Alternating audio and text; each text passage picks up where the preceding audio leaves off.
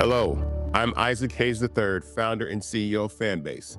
And right now we're accepting investors in our $17 million round to revolutionize the future of social media. Today, for just $399, you can own 60 shares of stock in Fanbase at $665 a share. Go to startengine.com/fanbase and invest today.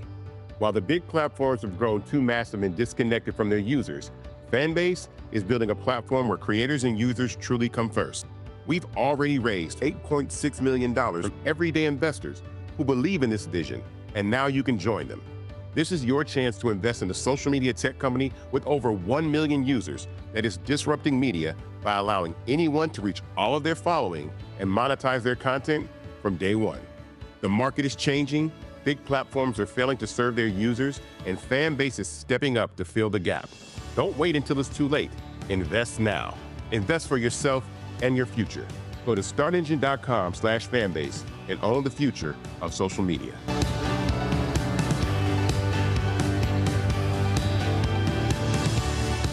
Folks, Black Star Network is here. hold no punches. I'm real revolutionary right now. Support this man, Black Media. He makes sure that our stories are told. Thank you for being the voice of Black America, Roland. Stay black. I love y'all. All momentum we have now, we have to keep this going. The video looks phenomenal. See, there's a difference between Black Star Network and Black-owned media and something like CNN. You can't be Black-owned media and be scared. It's time to be smart. Bring your eyeballs home. You dig?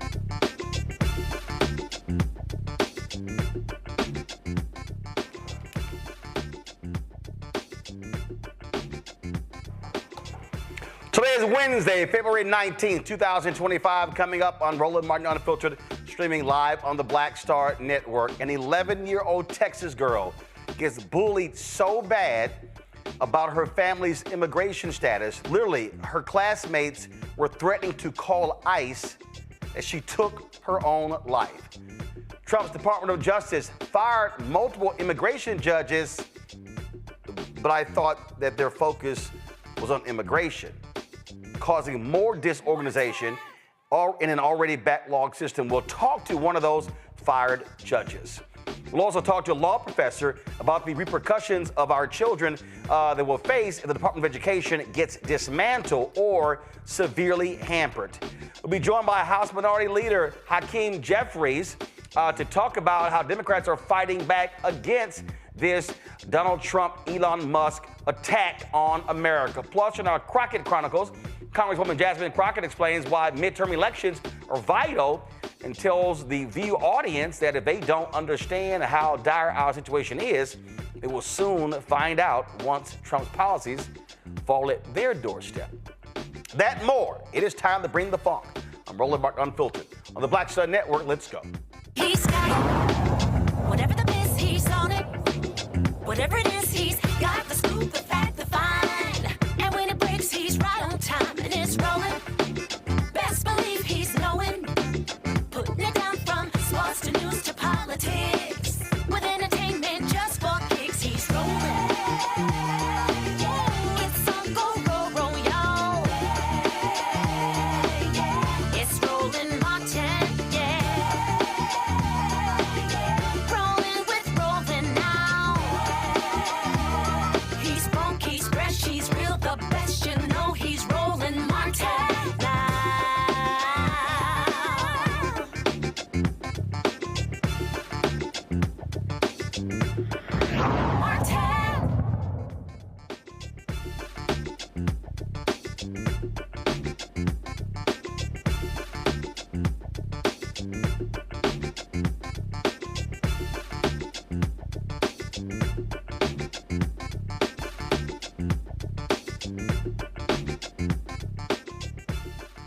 How many times have we told you that the crazy plans of Donald Trump and Elon Musk are all about causing discord, causing drama, as well as nothing but destruction, and they don't care who they impact? Well, guess what? One of the biggest issues is that how they are firing people left and right, impacting families as well. And so what you see is them firing a massive number of federal workers, making no effort to actually study what they do and what they accomplish. This weekend, 20 immigration judges were fired with no explanation. Folks, already there's a backlog of more than 3.7 million cases in our immigration courts, and it already takes years for people to have their cases heard. So instead of adding judges, these idiots just went ahead and fired them. Joining us now, one of those immigration judges, Carrie Doyle. She joins us now. Glad to have you on the show, Carrie. So first of all, explain what happened here. Did you get an email? Did you get a phone call? Was it one of those two-line sentences that said, okay, you're gone, that's it, don't come in? Hi, Roland. Happy to be with you. I received an email on late Friday afternoon, about 3:50. I was observing court as part of my training. The judge was finishing up their decision, and I had my laptop open and following the case and got an email with an attachment, and I saw the title of the attachment was terminated.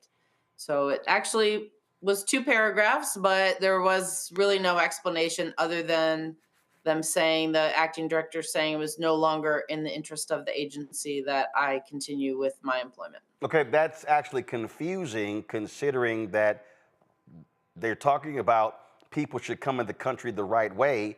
You're an immigration judge. For people who don't understand what you do, explain what an immigration judge does. Sure. And you're absolutely right, and we'll get to that. But an immigration judge hears cases for any immigrant that's applying for relief. And what that often means is filing for asylum, which is for people who would be protected, who would be persecuted or severely harmed if they were sent to their home country. People also file for green cards, permanent resident status in front of an immigration judge. And we also have the authority to terminate a case if immigration has put someone in front of an immigration judge improperly. A judge will make the finding either to grant the person's application so they can stay in the country or order them removed. All right, and for those who don't understand, this has been the long-standing practice. This is the policy in terms of how people legally file to come into the United States. Well, absolutely. Once you're here, if you have a claim to stay, often that's adjudicated by an immigration judge, particularly if you've been stopped by immigration at some point. They will usually write up some paperwork and have you see an immigration judge. And to your point, there's currently 3.7 million cases pending before the national immigration courts, with this administration focusing on the arrest and removal of everybody that they can find. Those numbers will only increase. Additionally, the communities that were paroled in, including large Haitian community, Venezuelans, Cubans, and Nicaraguans, they're ending their parole. They'll end up in immigration removal proceedings in front of an immigration judge also to have their asylum cases heard, as well as anyone who has temporary protected status that's being terminated as well. So these numbers will just grow. And as you point out, the hypocrisy of then firing some of the newest immigration judges really makes no sense. And I have really no rational or logical explanation for what happened. How many immigration judges are there in the United States? There are about 700 immigration judges nationwide. Each judge hears between 500 and 700 cases a year. So the 13 immigration judges of the new group, the new class that was coming in, of which I was a member, would have heard between 8,000 and 9,000 cases this year alone. If our training program, which got canceled early on in January, if that had gone forward, we would have been had our formal ceremony of being sworn in. We get sworn in on day one and start the training, but we would have had the formal pomp and circumstance on Friday the 14th. We would have started hearing cases late this week, most likely. But instead, we all got termination notices on that Friday instead. And walk us through in terms of what the application is, because this is not like the political appointees where a president gets to pick their federal judges. They're confirmed by the United States Senate. That obviously, whether they want to say it's not, it's actually a very political process. So how does one become an immigration judge? Do you apply? Are you recommended by a member of Congress? How does that happen? Right, absolutely. That's a great question. It's a civil service hiring. So with everyone in the federal government, it's a neutral application process. You're hired as an employee of the Department of Justice and the immigration courts. It's completely neutral. You have panels of interviewers that interview you. They're not allowed to ask, nor did they ask any questions about your political affiliations. Going through, you need to have at least 7 years of experience as an attorney. Some folks come in with extensive immigration experience. I've had 30 years of experience in immigration, both representing individuals in the nonprofit and private setting, as well as working for the federal government for the Department of Homeland Security. So I have really unique perspective coming in, but we also had some veterans that were in our group and some folks from different backgrounds. So again, it's a neutral application process, and we're hired the same as the other any other federal employee through a neutral system. And in fact, they are not allowed to ask about your political affiliations or questions in that regard. So they're not allowed to ask for that. What were you doing before you wanted to become an immigration judge? So I was the principal prosecutor for Immigration Customs Enforcement. I was the general counsel, also called the principal legal advisor. So I oversaw 1,500 prosecutors and attorneys out in the field who prosecute the immigration cases.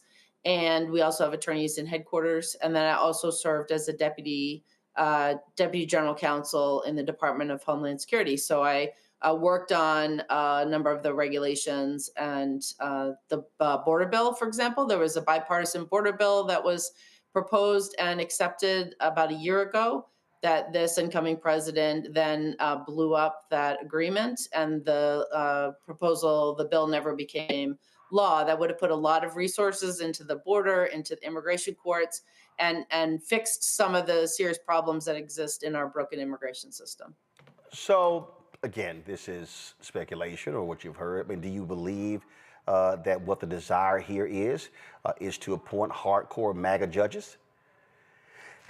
Honestly, I don't know what the goal is here. I think your guess is as good as mine. I would like to know. There's been very little information shared. As I explained, I mean, our group, the cohort of judges that were coming in, were quite mixed. A number of them were immigration prosecutors, which in the past, when administrations have wanted to focus on being tough on immigrants or being a little more strict, those would be the hires that they would focus on. And so there's been a desire to have a broader group of people coming in.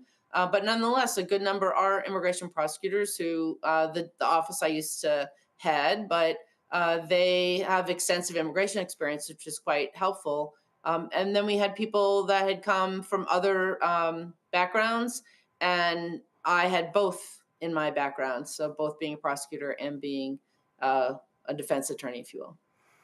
It's just baffling, and I think that the problem here is that in your case and so many others, they're just firing folks and they have no idea what they're doing. I mean, they literally fired 300 workers who were responsible for overseeing our nuclear system, and then it was like, oh crap, we kind of like need to call them back. It's happened in other agencies. That tells you right there, there's no rhyme or reason. It's literally, oh, you know what? They got to go. I mean, there's no thought going to any of this. No, it makes, right. It just, baffling is the perfect word. It makes absolutely no sense. Again, with an administration that has a focus on immigration removal, you need the immigration judges to issue the removal orders. Those are the orders that are then carried out when the person is removed from the country. And the system is already overloaded with the 3.7 million cases. This group of 13 judges would have heard between 8,000 and 9,000 cases this year, which will not be heard and have to be spread around the existing immigration judges.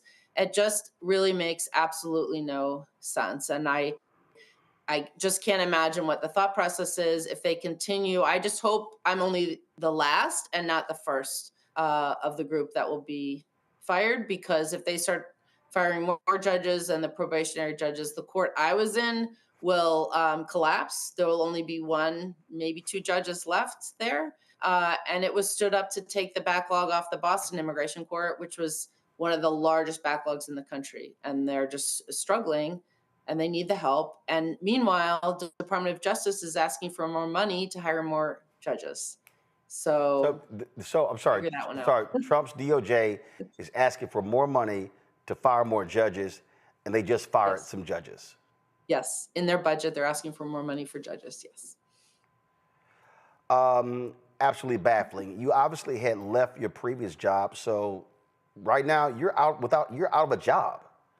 I am unemployed, and I have a child in college with a very big bill, so I need to fill out my unemployment paperwork. I haven't had time, and then figure out what comes next for me. It's certainly a very unsettling place to be. Some of my colleagues that were in the same class had moved to other cities. One of the veterans had the moving van outside with boxes being loaded when he got the email. A number of them are in states where they don't have their bar licenses, because as immigration lawyer or immigration judge, you just need to be licensed because you're doing federal law. So the options for them to even get new employment are pretty limited. People really change their lives for these kind of jobs. They want to serve the public. They want to serve the nation. To work and have a mission and to feel like you're giving back is an amazing opportunity. I love working in the government, and I would have really cherished this opportunity. And again, number of veterans, people coming from different backgrounds, and this is just heartbreaking, honestly, and baffling, as you said. No, and I keep making that point that by them doing this indiscriminately, it's impacting individuals.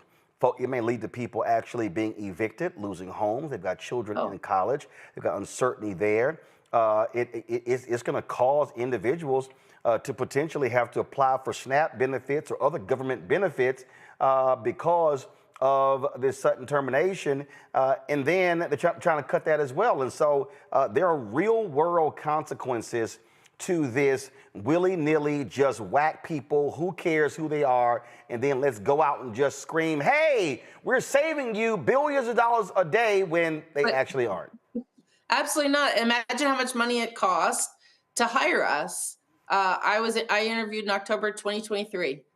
You have resume review, 2 interviews with panels of people, of judges, other judges.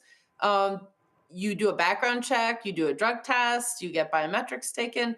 It's a process, and it costs a lot of money to hire people. And now we've been fired, and even if they replace us, it's going to cost a lot of money and take a lot of time to bring more people on board. And there's real world consequences, both for the employees that have been fired, but also for the people that are appearing in immigration court. They will have, as we discussed earlier, they're going to have to wait even longer to have their cases heard. And some of them need to have decisions in their case because they may have family overseas that they need to get to safety here. And they're just having to wait longer and longer because of this confusion and misguided decisions that are being made. Unbelievable. So unfortunately, sorry to hear that you've had to endure this and so many others. And hopefully people in this country will realize the destructive path that we're seeing take place as a result of these just ridiculous decisions by people who are grossly unqualified to even do these jobs. We appreciate it. I hope so. Very much. I appreciate your time. Thank you very much, folks. Evening. The story out of Texas is stunning and shocking. 11-year-old Texas schoolgirl Jocelyn Rojo Carranza took her own life after enduring relentless bullying from classmates in her 6th grade who threatened to call ICE on her family. Latino Times reports that some kids told her that once her family was deported, she'd be left here all alone. And to be clear, there's no evidence that her family is here illegally. Jocelyn's tragic death comes as the Trump administration doubles down on deportations, targeting immigrant communities at an alarming rate. Now we're seeing even more aggressive moves. This is just unbelievable. Guys, pull up the video of Congressman Mike Lawler. Congressman Mike Lawler out of New York. There was a meeting taking place, and this is exactly what I'm talking about, where he literally challenged the immigration status of an elected official. I want y'all to listen to this video. Somebody that looks like me, right, is approached by ICE. What would your immediate expectation would be for me to do? What should I carry on me to demonstrate that this immigrant is the vice chairman of this board? Well, like every other person that is engaged by law enforcement, if you are asked for information, cooperate. I wouldn't expect you as I don't know, I assume you're a citizen, maybe you're not, maybe you're, but. You're not. Unbelievable. Well, you're telling me about ICE. You're telling me about ICE approaching. Passport on you, Jose. But that's the point that I'm making. I'm sorry. Yeah, but that is the point that I'm making. Around with your birth certificate, you know. I don't. Do you? I don't, and I am a citizen. Otherwise, I wouldn't be duly elected to serve on this board. So that's what I'm saying. At least represent the wishes of the local government that you represent, and that's the point that I'm making. I didn't realize that you didn't know that in order to be elected, you have to be a citizen. But in order to vote, you have to be a citizen. Okay, I just want everybody to understand. The man who was talking, go to my iPad, he was Jose Alvarado, the vice chair of the Westchester County Board of Legislators, a constituent of Mike Lawler. And so why is this important? Because here's Mike Lawler, a white man, telling a Latino man, hey, if ICE comes up, you should comply. The only reason ICE would approach this man, Jose Alvarado, is because of the color of his skin. Because, and this is what people are talking about, that you're going to be unleashing law enforcement across this country, just willy-nilly walking up to people, hey, show me your papers. As Alvarado said, I don't walk around carrying my birth certificate, do you? Lawler goes, no, because Lawler's a white man. This is what we're talking about here, is exactly what happened in South Africa when black South Africans had to carry a passbook and they would have to show their papers on demand.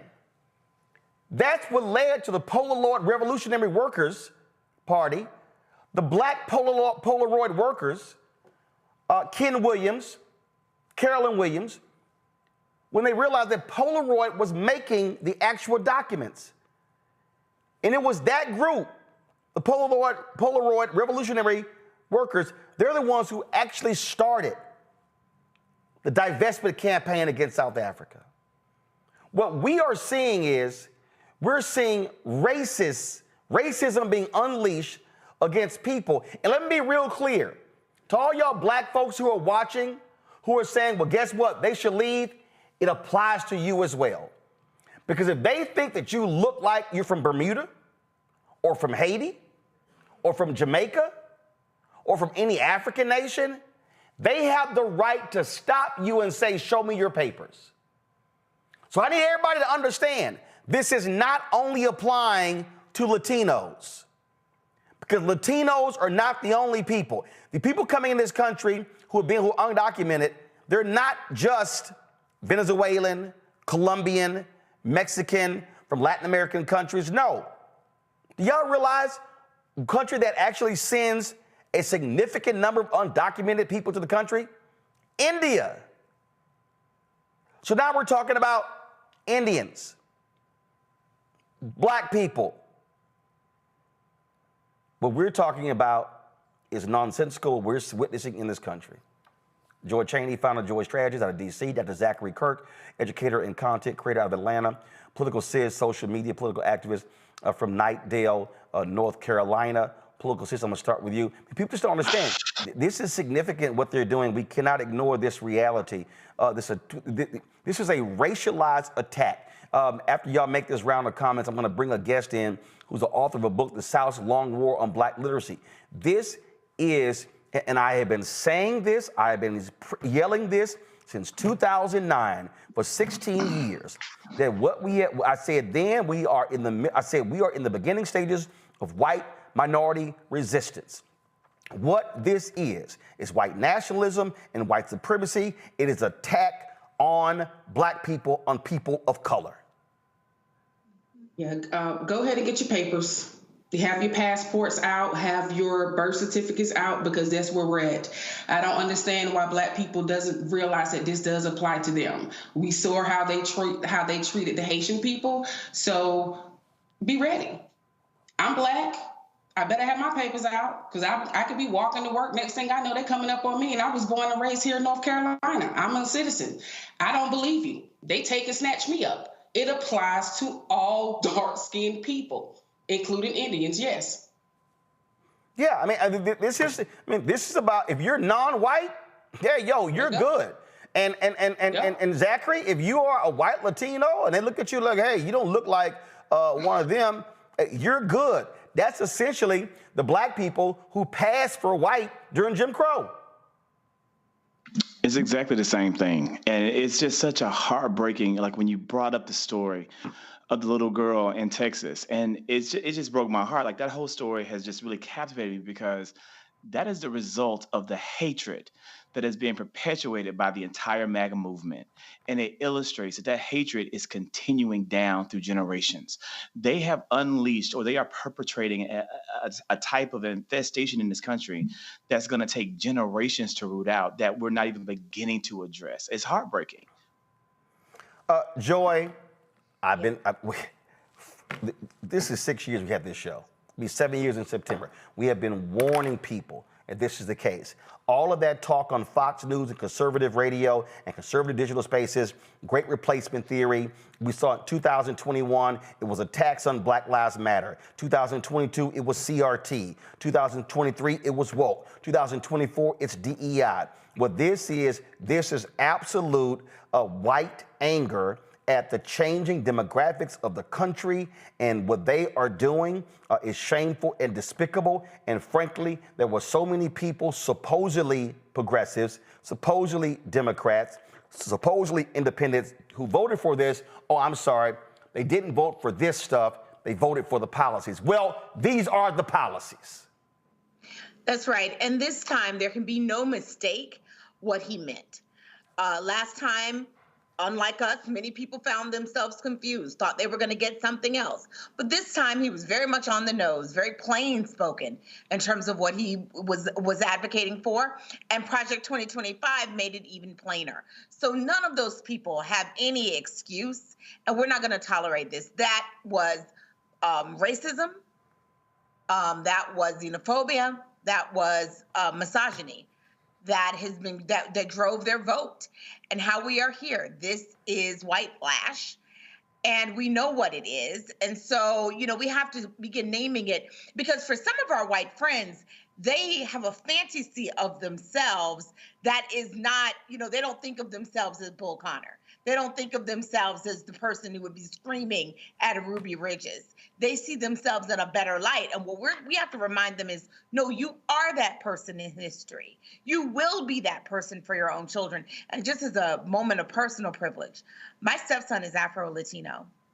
And the first time Trump was elected, he was scared for himself and his family. Now, he's a citizen and his father is an American, and he was born here. But children don't always understand, right? And so I grieve for that child who in this case understood the threat being made to her because she was being bullied by the students around her. But that Donald Trump is so indiscriminate with his words that he doesn't understand that even if someone's here illegally, they're not bad people. And most Americans, to the extent they were concerned about immigration, were concerned about criminals, not law-abiding people, but for the fact that they're here illegally, and their family members. That is so grievous. I pray for her family. This is a perfect example.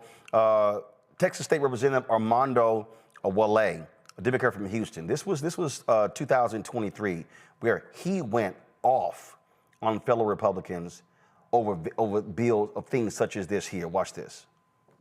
You're my friend, man. All these cowards. But this hurts. Shit that happens only.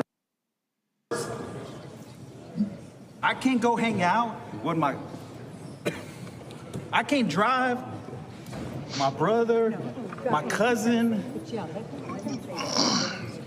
Okay? I can't take them anywhere, bro.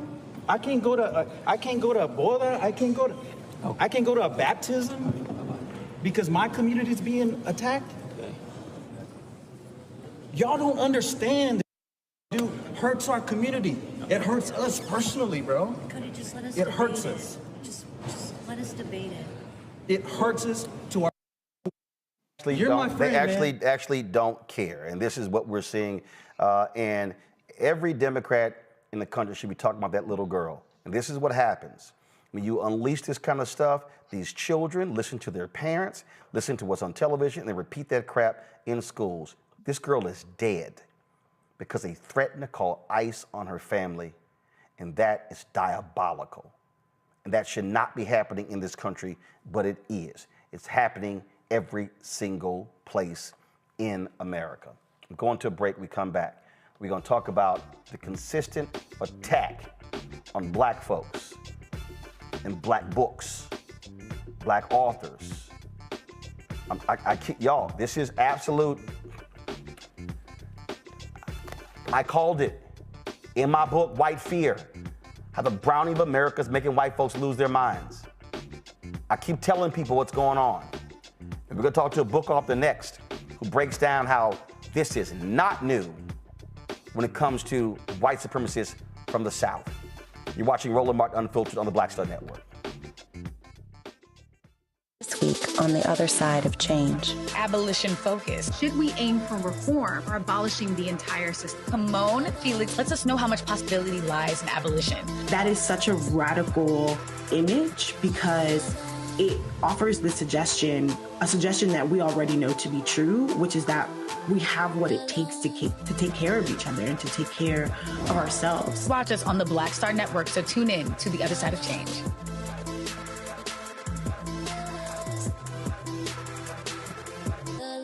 On the next A Balanced Life with me, Dr. Jackie, think about for a moment some of those icky behaviors that you display every now and then.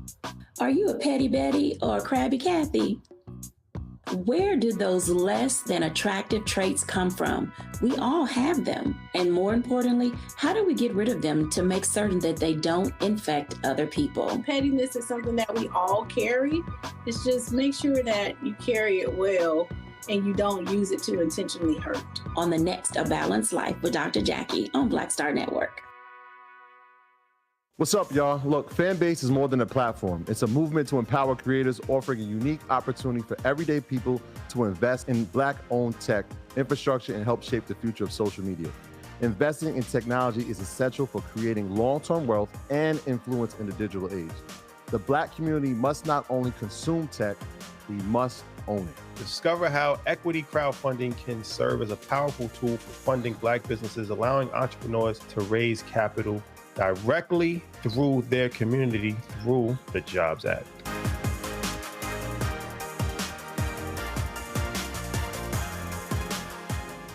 Carl Payne pretending to be Roland Martin. Holla!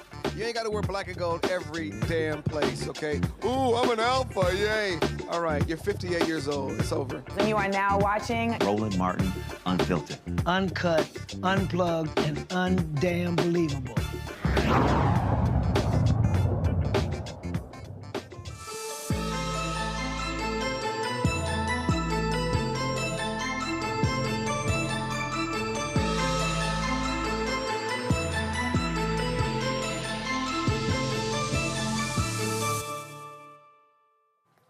Folks, we've talked a lot about what we have seen from the attacks on the right, especially when it comes to education, the book bans all across this nation. If you go back to 2022, remember I was just talking about how Black Lives Matter was being attacked in 2021.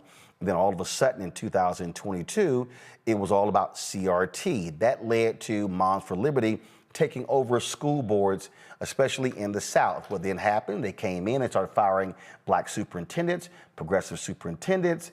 They began to dismantle all sorts of programs. They began to target books, Black book authors. Then all of a sudden you saw laws passed in Florida, South Carolina, all across the South. Well, first of all, this ain't new. This has been going on in the United States for forever. My next guest has a book called Dangerous Learning, The South's Long War on Black Literacy. Derek Black joins us right now. He's a professor of law at the University of South Carolina.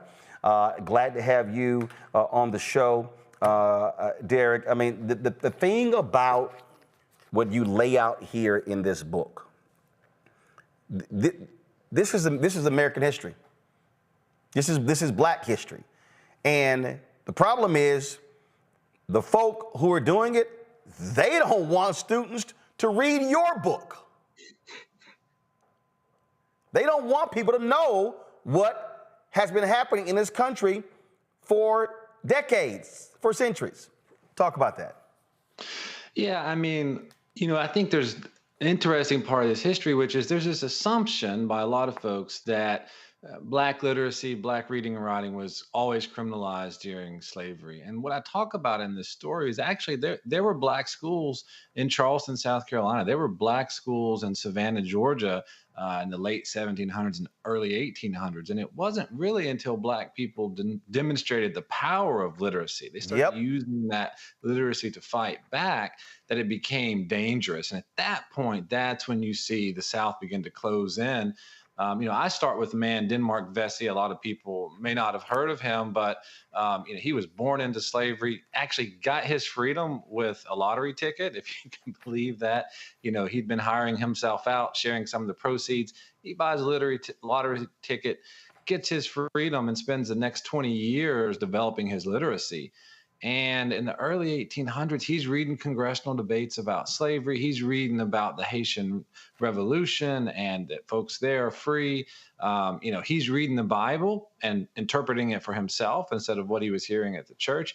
And he starts preaching a message of freedom. And that certainly resonates, right? He writes a letter to the president of Haiti. Will you receive us? He starts making all these arguments, and there were estimates that thousands of Black people were ready to follow his lead. And it really is only when that story slips out at the last moment that, at least in South Carolina, whites go, wait a minute, this sort of reading and writing thing is pretty dangerous, and we need to start cracking down on it. There's some other figures, happy to jump into them, but I want to follow your lead. But you have this sort of, decade or so in which Black people are demonstrating how powerful reading and writing is, and that's what causes the repression prior to the Civil War. Well, first of all, James D. Anderson makes that perfectly clear in his book, The Education of Blacks in the South, 1860 to 1935, because there were so many slaves. He talks about one woman who says she was responsible for more slaves being killed than a white plantation owner because she was teaching them how to read.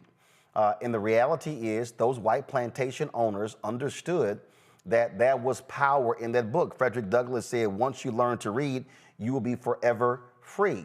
And what those people of African descent, those enslaved people of African descent realized is like, wait a minute, if they are trying to kill us, if we're caught reading, it must be something powerful about that book that they want to keep it from us.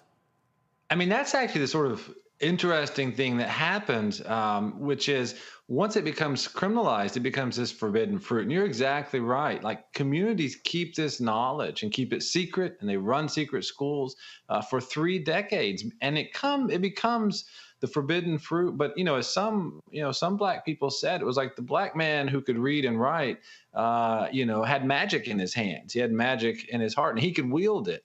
And that was an incredibly powerful tool that, people try to share with each other in secret and keep alive. And of course, you mentioned Frederick Douglass. He's writing people's freedom papers, right? He's forging his own papers to get to the North. Susie King in Savannah, it's kind of interesting. She was part of these secret schools for 3 decades there. And she said, actually, Black folks got to move around, at least the ones that were close to her, with some level of relative freedom in Savannah because they thought no one who was Black could read and write, and she's writing passes for them. So all you had to do was go to Susie King, get her to write you a pass, and folks would go on about their business in the evenings. And of course, the interesting part is this is all happening right under the nose of the white community, and they don't have a clue about it because they thought, they passed the laws and that was that. I've talked about this because of what, like I say, I've probably sold more copies of James D. Anderson's book than he has because I've talked about it so much across the country over the last 20 years. And the reality is America should be thanking the ancestors, the people of African descent, the formerly enslaved people of African descent, because that's why we have taxpayer-funded education. And what we're now seeing is, because that didn't exist until Reconstruction, it didn't exist until those Black people were elected to the state legislature in South Carolina and other states, and they put it in the state constitution. And then when Jim Crow came, they got rid of a lot of stuff. They kept that. That is publicly financed education is a gift from formerly enslaved people of African descent. Yeah, I mean, look, it sounds like you're the professor here. I mean, I'm impressed with all of this because, I mean, you're hitting it nail on the head here, which is that, you look at W.E.B. Du Bois in his book, Black Reconstruction. Yep. He says public education is a Black idea in the South. And that's exactly true. You look at Southern whites, illiteracy amongst Southern whites was 4 times that of the North prior to the end of the Civil War. And that's because there was no public education system to speak of in the South. Yeah, I mean, Anderson says, I'm correct, that 92% of Black students in Memphis were enrolled in school, and it was about 40% of whites in Washington, D.C. That's right. There was some fascinating periods where you had Black children because it had been repressed so long, right? People were desperate to go to school to get something that couldn't be taken away from them. I mean, that's the other key, right? These freedom schools started before the end of the Civil War. And, Black people didn't know how this thing was going to turn out. They didn't know what Abraham Lincoln was going to do or not going to do, but they knew if they got their education, they had something that couldn't be taken away. And so, yeah, the numbers are astronomical. And the things that I really sort of detail here in this book is those early schools here in the South Carolina Sea Islands where people are literally relocating, right, to different places to be close to the best school. They are rowing across the bay, in the early morning to get to the school, right? I mean, the outpouring of passion to get to school is really something we've never seen in American history like that moment. And that passion breeds leaders. Those leaders, as you say, become, they become constitutional delegates to the South Carolina Constitutional Convention of 1868. They become, United States representatives, and they become the people who make the laws that makes public education a reality, not just for Black children, but for all children in the South. So it really is this magical moment that's partly about Black literacy, but it's also the story of public education. And, it's also, as we look now, all this conversation about, the Federal Department of Education and, it's, labor union handout, blah, blah, blah, blah, blah. Well, guess what? The first United States Department of Education was created in 1867 during Reconstruction because as Congress saw these schools being created in the South, they wanted to make sure that they continued, and they wanted that public education program to expand across the country. So the Department of Education actually dates back to Black freedom and public education for low-income white children in America. It's not some sort of fanciful idea that was dreamt up in 1979 by Jimmy Carter and the teachers unions. You end the book in the 1800s, but the reality is this book could have continued from the Great Compromise of 1877 through Jim Crow, because what you lay out here, we saw continue in the South, but also across the country, but really in the South during Jim Crow. We saw it continue through the Brown versus Board of Education 1 and 2. And you can actually take this thing through the 70s, 80s, 90s, because we never actually stopped fighting the Civil War, because even what you see right now, literally there's an attack. I mean, you say the South's long war on Black literacy. There is an attack as we speak right now across the South when it comes to books, Black book authors, subjects that deal with the issue of race, laws being passed that, if somebody white is uncomfortable with a topic in the classroom, then if they complain, the teaching has to completely cease. These are laws that were passed in Florida. So this long war didn't stop in the 1800s. It's present today. Yeah, I mean, I dig deep on the 1800s because I think that's a period that most people are not as familiar with. But, in the last chapter, I sort of very quickly skim over, like, how did that period become today, right? Well, so one of the things that happens during Jim Crow is that although there's this beautiful moment in history during Reconstruction for Black people and for poor whites in education, those sort of old sentiments about history, about equality, they come up, right? They come right back during Jim Crow. And so they start perpetrating this lost cause narrative that the Civil War wasn't really about slavery and that, Black people aren't fit for citizenship. So they start putting that narrative in there, right? And they segregate schools, they change the way they're funded. We take some big steps forward with Brown versus Board of Education, but, school desegregation only lasts for a decade in most places. And we began going backwards in the mid 80s, right? And, school desegregation and equality, at least in terms of race, really flatlined about 4 decades ago.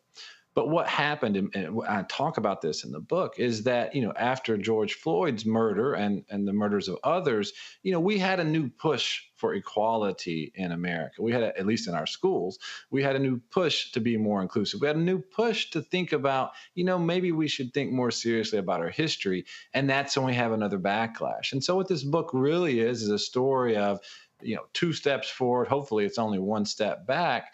But the arguments that we hear today, they echo of the past. You mentioned making white folks uncomfortable with history. I point out that when we hear legislators saying we shouldn't teach this history because it makes white people uncomfortable, it reminds me of John C. Calhoun, the senator from South Carolina, arguing that the discussion of slavery should be banned in the halls of Congress because it injures white honor, it injures Southern honor, and therefore they impose a gag order on the United States Congress. And so this uncomfortability with self-critique of America, or the South uncomfortability with the less rosier parts of its history, is, as you said, it's not new. It's been there, and we're still struggling as a country to come to terms with a difficult past.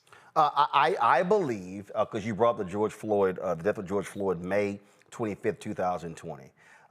When that happened and I saw the reaction, I said, this is a third Reconstruction. And I said then, but this third Reconstruction has to last a minimum of 20 years, unlike the first two Reconstructions. And the reason I thought, and I also, we can pull the tapes of what I said then. What was so dangerous about that was because the Black Lives Matter movement was the first Black movement for social justice in American history where a majority of Americans approved of it. And I said then that was the most dangerous thing to white America, because you had young white folks who were understanding, who were seeking out other sources, who were learning about the real history, not his story. And I kept warning people, the backlash is coming, it's coming. And as that thing was developing, then when I began to see the attacks on BLM, then the attacks on critical race theory, where Christopher Rufo publicly stated they wanted to lump anything dealing with race under CRT. And then from CRT went to woke, and woke went to DEI. And there's a reason why education is a part of this, because what you just said about Calhoun is what these folks want today. They don't want any conversation about race, about history, about slavery. They sure as hell don't want people to know what was actually happening, what you described in your book, what Anderson describes in his book, what W.B. Du Bois describes in his book, what Eric Foner describes in his book on Reconstruction, because that's telling a real version of American history. And frankly, there are people today who want white Americans, but also Black Americans, Latino Americans, Asian Americans, Native Americans. They want them wholly ignorant of American history so they can walk around and believe the fallacy, the fraud that we've been taught in our school system. Yeah, I mean, there's a lot of echoes here, but I'd add, Roland, there actually is something different, and it scares me. And what it is that for all the racism that's been part of our public education story, right, for all the segregation and inequality, there has always been a commitment to stick with the public education project, right? So during or at the end of Reconstruction, there were some who said, let's do away with public education altogether. It's benefiting too many Black kids. And a lot of white legislators said, yeah, and we can segregate these schools, we can make them unequal, but let's keep this public education project, right? After Brown versus Board of Education, Virginia passes a statute that says, let's have private school vouchers and you can just close your public schools.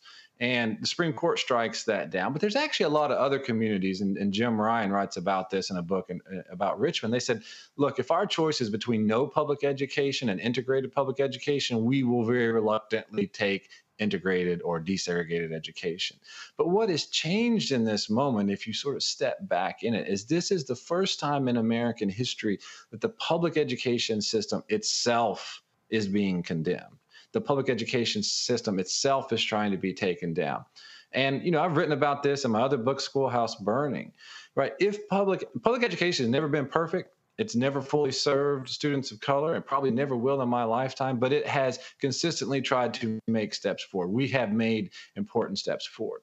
But if we give up on that institution, if we remove that as a pillar of American democracy, which is what many conservatives are trying to do, I don't know how we move together as a people. I don't know how it is that we can all go to separate schools, learn separate histories, learn separate sort of religious tenets, believe some people are inferior and others are inferior or superior, and move forward as a multiracial, multi-religious democracy. So to me, they're taking it even one step further. This is a war on everyone's public education at this point. But Derek, to be honest, I don't think that, I got no problem saying it, I don't believe these people even want poor white people educated. I think what is happening here is you have these billionaires who are desperately trying to change public education, public financing. You look at Tennessee, you look at the voucher scam in Tennessee, you look at the voucher scam they're trying to pass in Texas. I saw ProPublica had a story just today that said that they studied the various zip codes, that when it came to poor areas, only one out of every 100 students was taking advantage of the vouchers. In rich zip codes, 28 out of 100.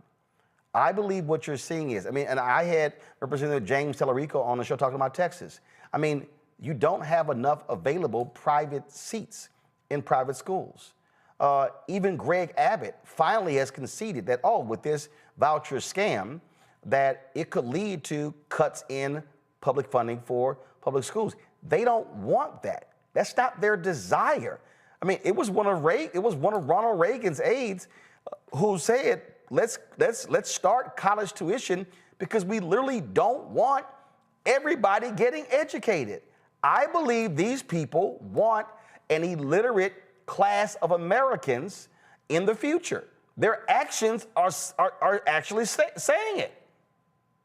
Yeah, that's one of the things I wrote a lot about this in public, in Schoolhouse Burning is, particularly this sort of anti-government sentiment. Like if you're anti-government at the federal level, then you're against Social Security and you're against Medicaid. If you're anti-government at the state and local level, you're anti-public education because that's the largest institution. That's where most of the taxes go. And so a lot of the billionaire and wealthy class actually just want to remove poor people from the public budget. Like, why are they spending money on someone else's education? And so that's driving a lot of it. And of course, there's religious elements that are raging against, secular education, and there's racial elements as well. Like they don't want to go to integrated schools. But I think you're exactly right. There is a substantial portion that says, look, let's have a laissez-faire approach. Everyone take care of themselves.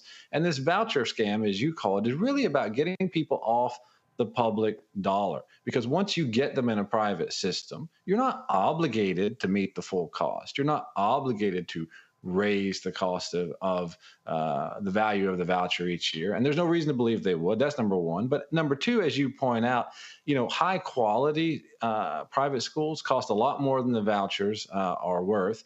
And they're not interested in educating low income students. And this is one of the sort of basic points I try to make is if what happens is that all the wealthy families end up going to private school and get some partial voucher. And we have public schools where the only people remaining there are low-income children. The public education project, as we know it, is over at that point. Back in the 1800s, we had what we called pauper schools, which were just sort of for the poor and neglected children. And it never worked well, right? To the extent our public schools have been a success, it is because they are community schools. It is because they serve everyone. And what we are moving towards with the privatization of education are two entirely systems. One public that doesn't do a very good job, that no one cares about, and then some tax benefits, some tax write-offs for those who go to private school. And I think that's a democratic disaster. Questions from my panel. Zachary, you're first. So this is brilliant. I really appreciate this. I can't wait to get the book. As someone who's done 17 years in public education, I'm loving it. Here's a question that I have. We're looking at massive cuts coming from the federal government and the Trump administration to the Department of Education. What do you think will be the impact on Black and brown children in this country as a result of those cuts at the federal level? Yeah, one thing I worry about, so one thing they're talking about is block granting the money. right? Which is to say the states can take it and spend it however they want. So the way that federal dollar comes out right now is that you can only spend it on low-income students, and so it has to go to those schools. So, Texas can take that money and give it to suburban schools if they want. I don't know what they're going to do. So that's problem number one, is the students who actually need the money, right? The students who this is set up for and who have extra needs, right? They may not be getting that money, and that's a big problem. And that's what I worry about most. But there is an irony here, which is, all these red states are saying do away with the department, do away with Title I, et cetera, et cetera. Look, and if Massachusetts wants to, it can walk away from the federal dollar. Like, it can support its system. If New York wants to walk away, it can do it. But guess what? Oh, the blue states can do it. Needs that money. Red states can't walk away. That's right. I have one brief follow-up. And it's this. As someone with the vast historical knowledge and context, right? Like, I'm looking through history to see times when Black people have faced similar situations and been able to overcome those situations. Can you think of a time frame that you're familiar with, or a situation or an example of when public education was under an attack like this, and the future of educating Black and brown children, specifically those who may live in rural poverty, was at such great risk, but Black people and the community found a way to overcome it?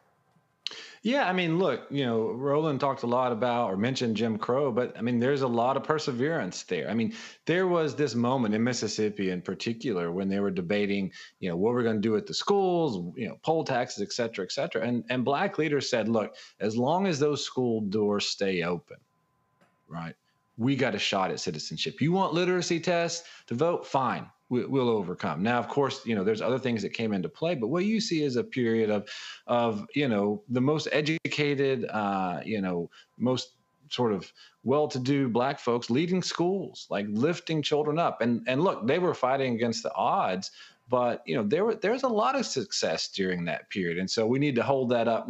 It certainly is a dark period in terms of public policy, but in terms of overcoming the odds, there's tremendous stories there. Or to back up even more, the secret schools during slavery, right? I mean, reading and writing was criminalized, but yet people found a way to keep running schools without the authorities knowing it, to keep that hope alive. I mean, it's unfortunate that we're talking about fighting against the odds in that way here in 2025, but at least the Black community has found a way to do that over time.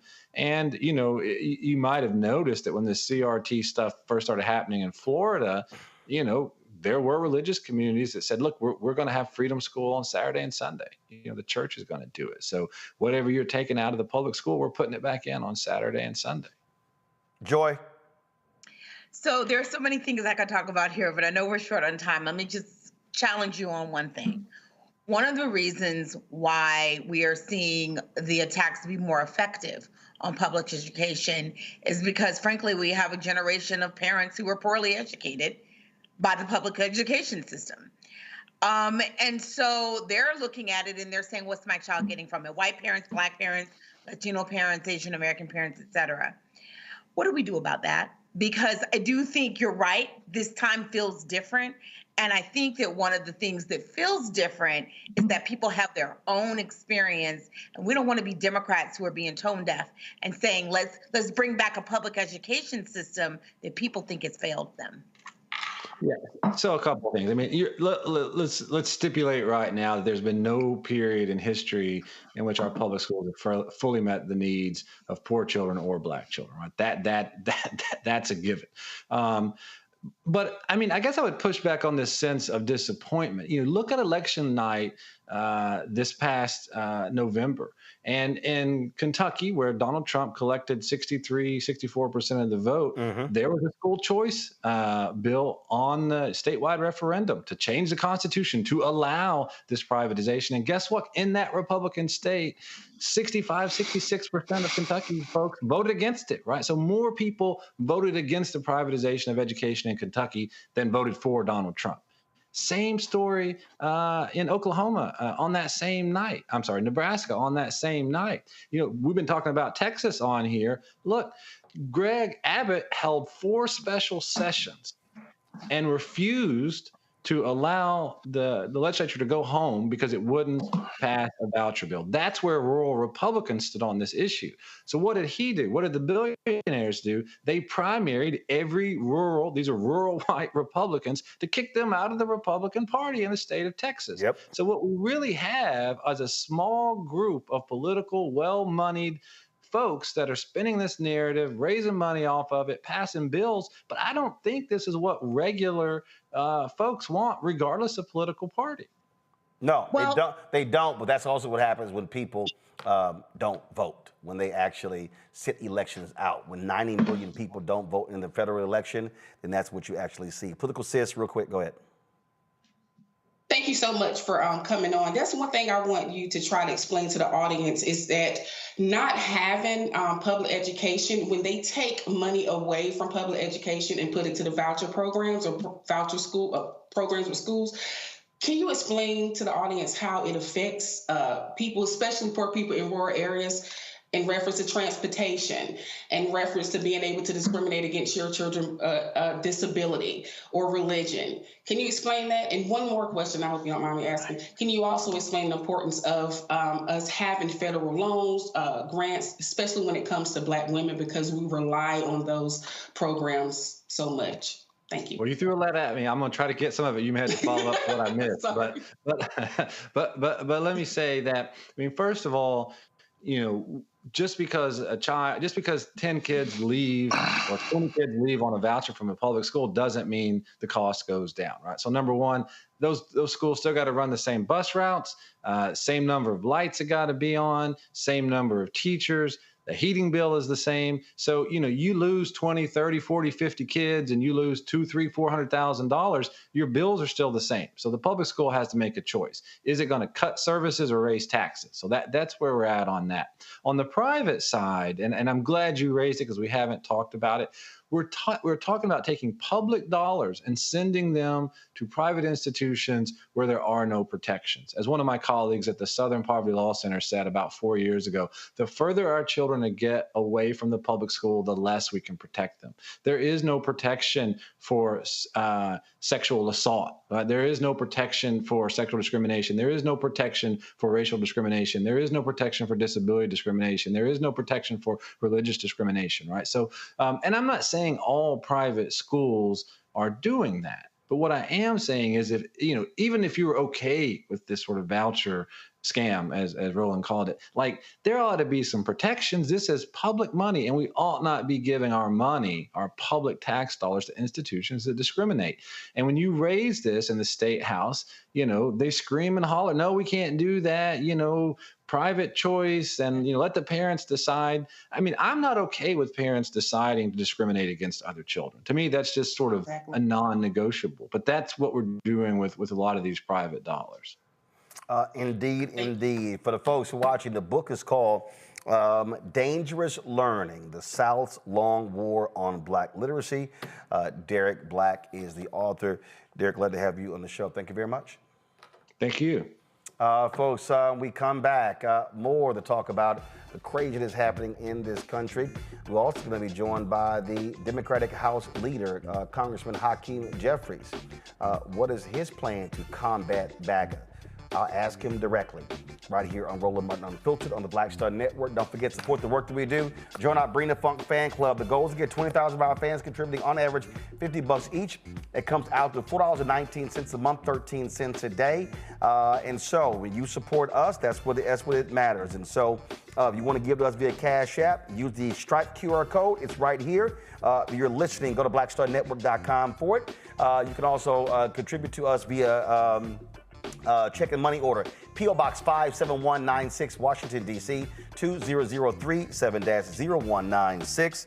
PayPal, R. Martin Unfiltered. Venmo is RM Unfiltered. Zelle, Roland at RolandSMartin.com. Roland at RolandMartinUnfiltered.com. And don't forget to get our Roland Martin Unfiltered merchandise. That's right. Get that merchandise. Hashtag we try to tell you, FAFO 2025. And another shirt, don't blame me. I voted for the black woman. Go to rolandmartin.creator-spring.com or go to theblackstarnetwork.com. I'll be right back.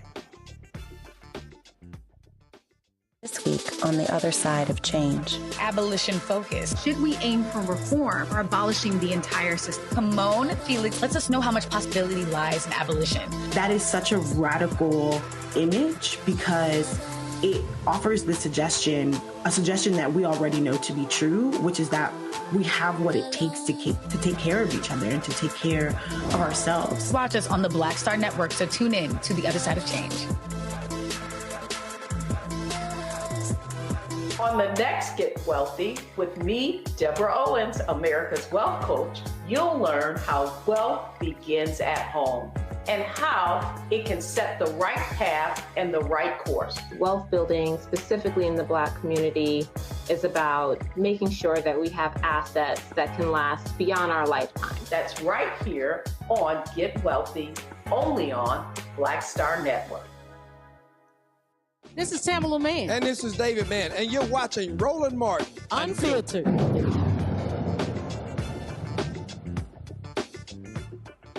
Folks, what we're seeing right now in America is an assault on what makes America America. You've literally got a twice impeached, criminally convicted felon in chief, Donald the Con Man Trump, who literally says that he is a king, who says that, frankly, he doesn't have to abide by constitutional law, that only he can determine what the law is. You see his administration literally tell a federal judge they're not going to comply with an order from that federal judge. These folks you see the actions they're taking. You see what Elon Musk is doing, how they are invading every federal department, how these people, we don't know who they are. There are no protections. They wanted to get into the personal taxes of every single American. They are firing people left and right. No rhyme or reason for any of their actions. People are demanding change. People are saying, what do we do to stop this? I have traveled around this country and I consistently hear people saying, what's going to happen? Where's Black leadership? Where's Democratic leadership? Can this be stopped? What do we do? Because what we are seeing is a constitutional crisis and assault on this country. Well, joining us right now is the Democratic leader, Congressman Hakeem Jeffries of New York. Congressman, glad to have you here.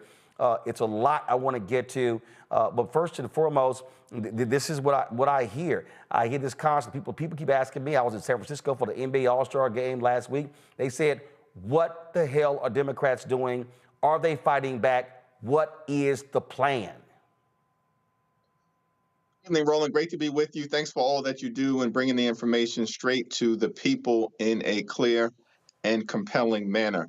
Look, the Trump administration's strategy is clear. They want to flood the zone, and they've unleashed this parade of horribles on the American people as part of a deliberate attempt to try to disorient and discourage and depress people throughout America. And it's incumbent upon all of us to make it clear, look, we know it's an all-hands-on-deck effort. We're pushing back in the Congress. We're pushing back in the courts.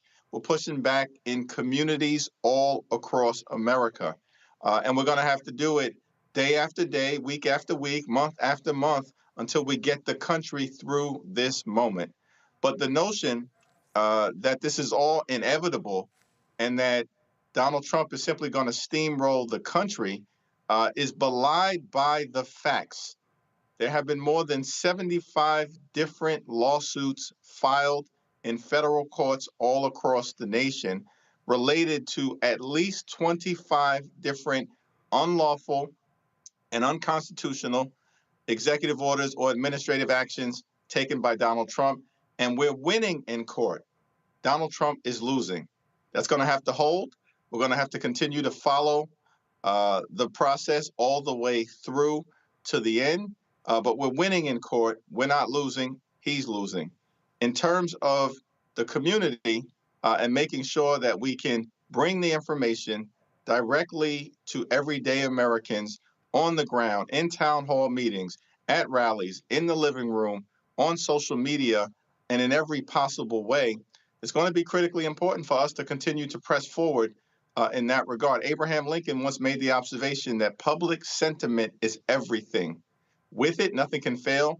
Without it, nothing can succeed. we are engaged in an effort to make sure that public sentiment pushes back aggressively against Donald Trump. When you say public sentiment, does that mean, is the goal to amplify these stories we hear? The federal worker whose wife was pregnant, who couldn't get a medevac because of the cuts, the 71-year-old woman from Myanmar who died in a refugee camp in Thailand because she couldn't get her oxygen that was being paid for by USAID for a hospital there. We just did the story of the 11-year-old girl in Texas who took her own life because she was being bullied by classmates who said that they were going to call ICE on her family. They were going to be taken and she was going to be left here alone.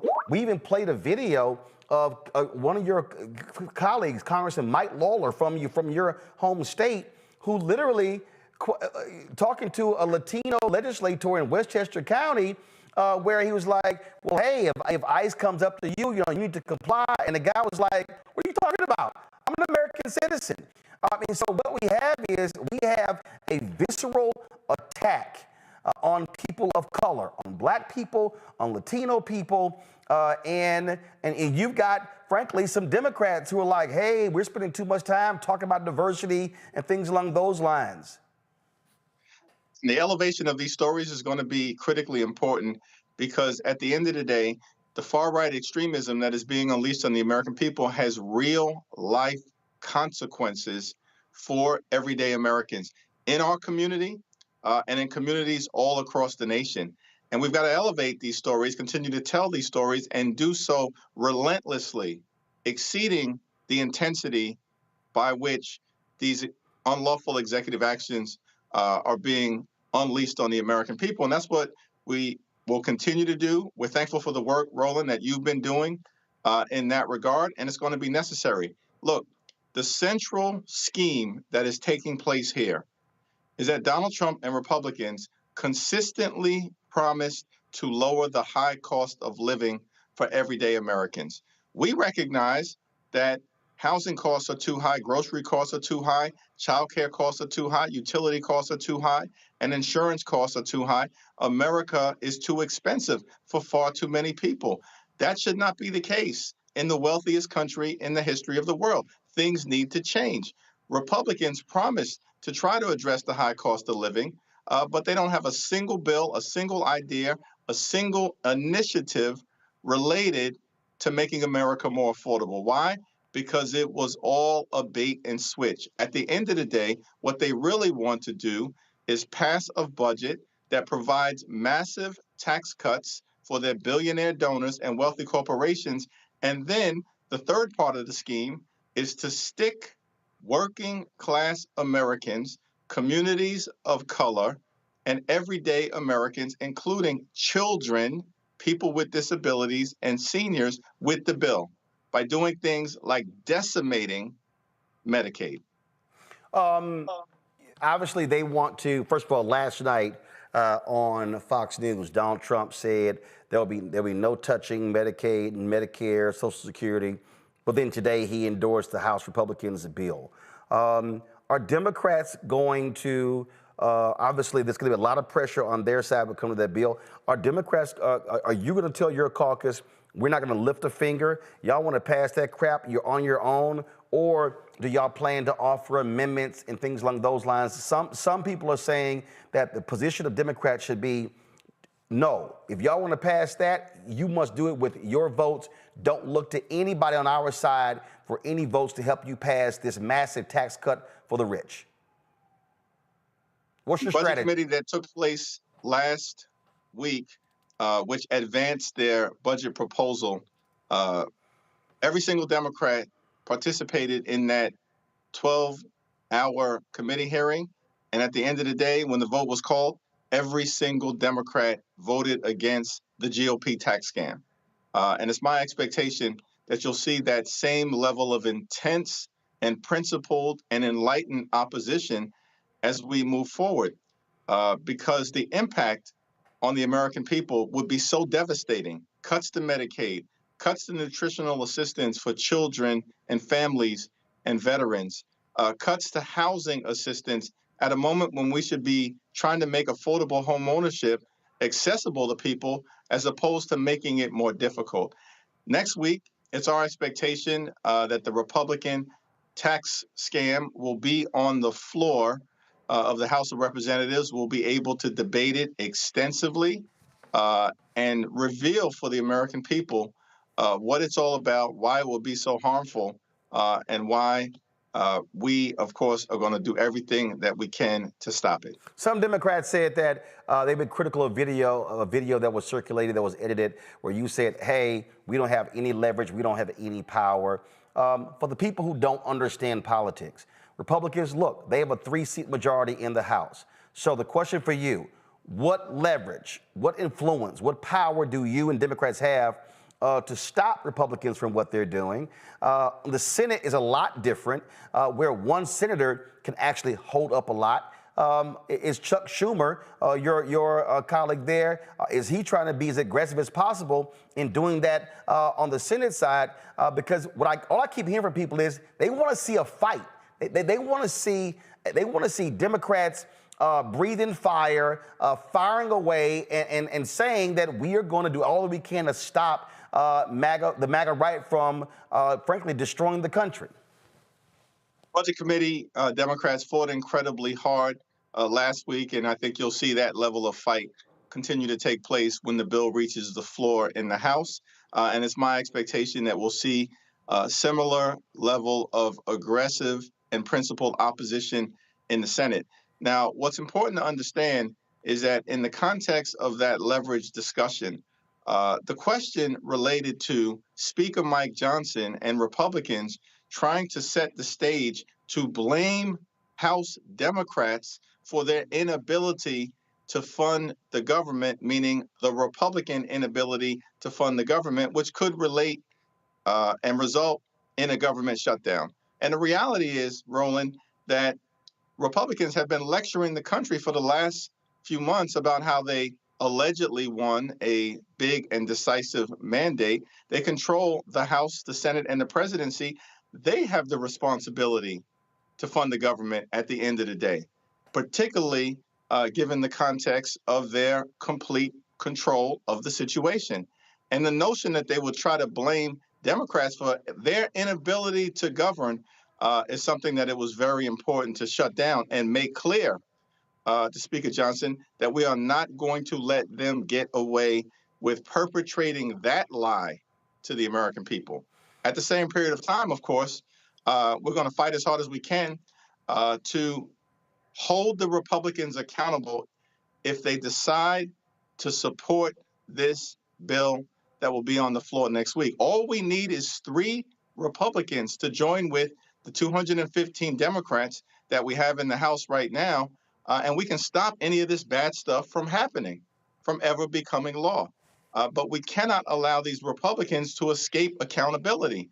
At the end of the day, they've got children, they've got pregnant women, they've got people with disabilities, they have seniors in nursing homes, they have rural hospitals, all of which will be devastated by the up to $880 billion in potential Medicaid cuts that are being proposed. And we will not allow them to duck and dodge and hide and not have the attention put on them where it should be at this moment in time. You created a rapid response team to respond and drive out information. I saw some criticism. They felt that the 3 leaders of that were way too old, that you should have had younger members on the rapid response team. So first of all, on this rapid response team, how many people are actually on it? How many people is a part of this? And how are they trying to craft the narrative and the message? That's the interesting thing, because the chair of the Rapid Response Task Force and Litigation Working Group is one of the youngest Democrats and one of the youngest members in the House of Representatives. It's Assistant Democratic Leader Joe Neguse. And it was made clear in the announcement of the task force and the litigation working group that Joe Neguse would be chairing it. Chair means leading it. What's confusing about that?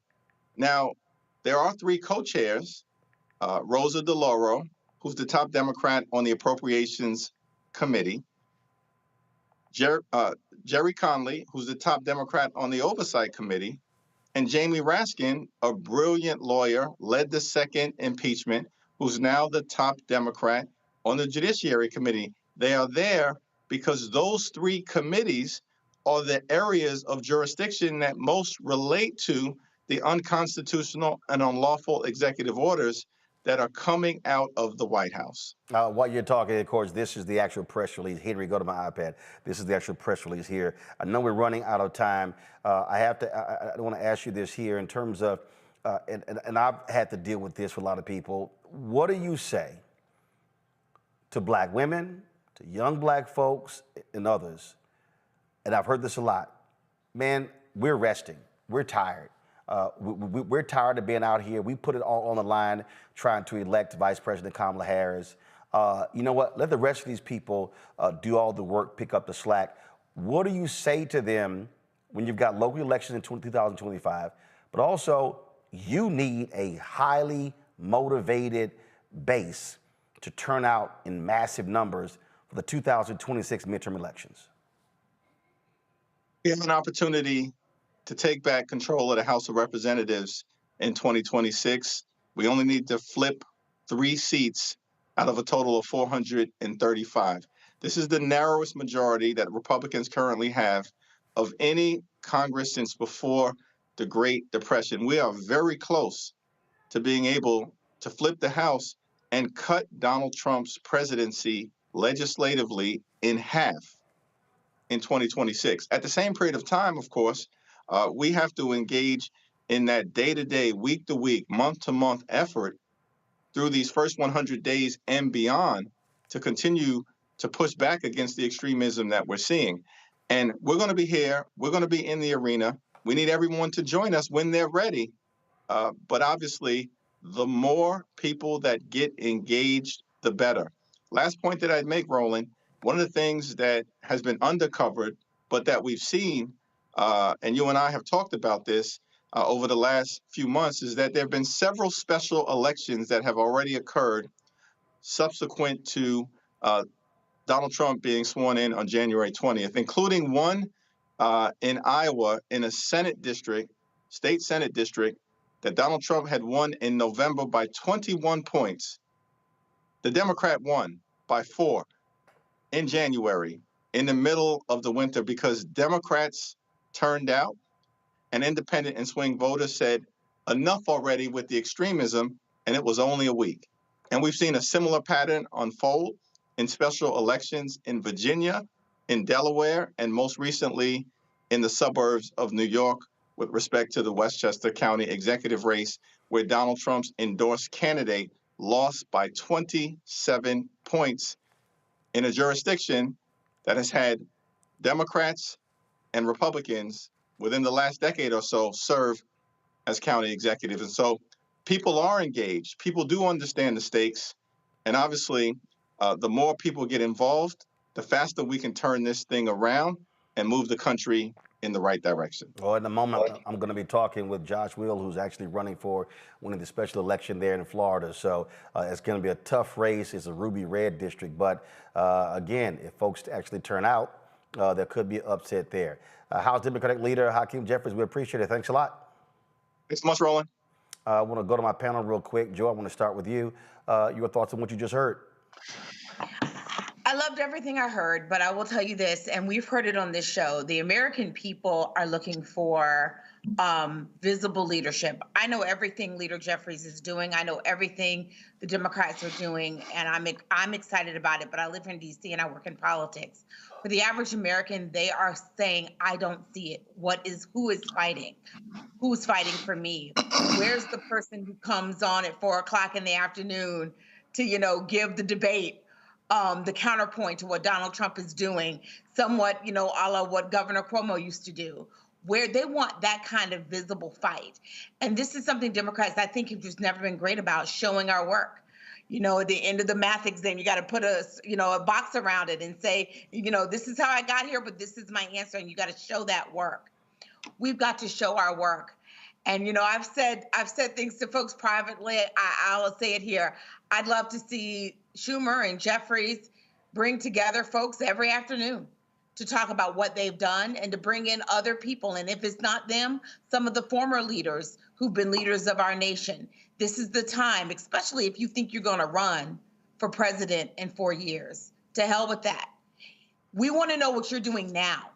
If you're not doing it now, it's going to be a hard sell later on, because Donald Trump is putting wins on the books that are going to be hard to undo.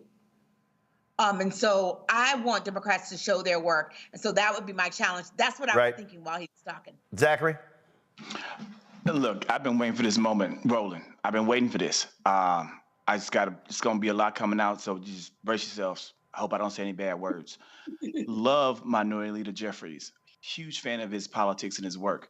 But we have got to move forward into 2025. There was a clip that has gone viral from the horrible lies that are continuously perpetuated by Fox News that talks about the strategy that conservative media has of continuously getting out that one mainstream message that we as progressives, liberals, Democrats, whatever we are failing to do in this moment.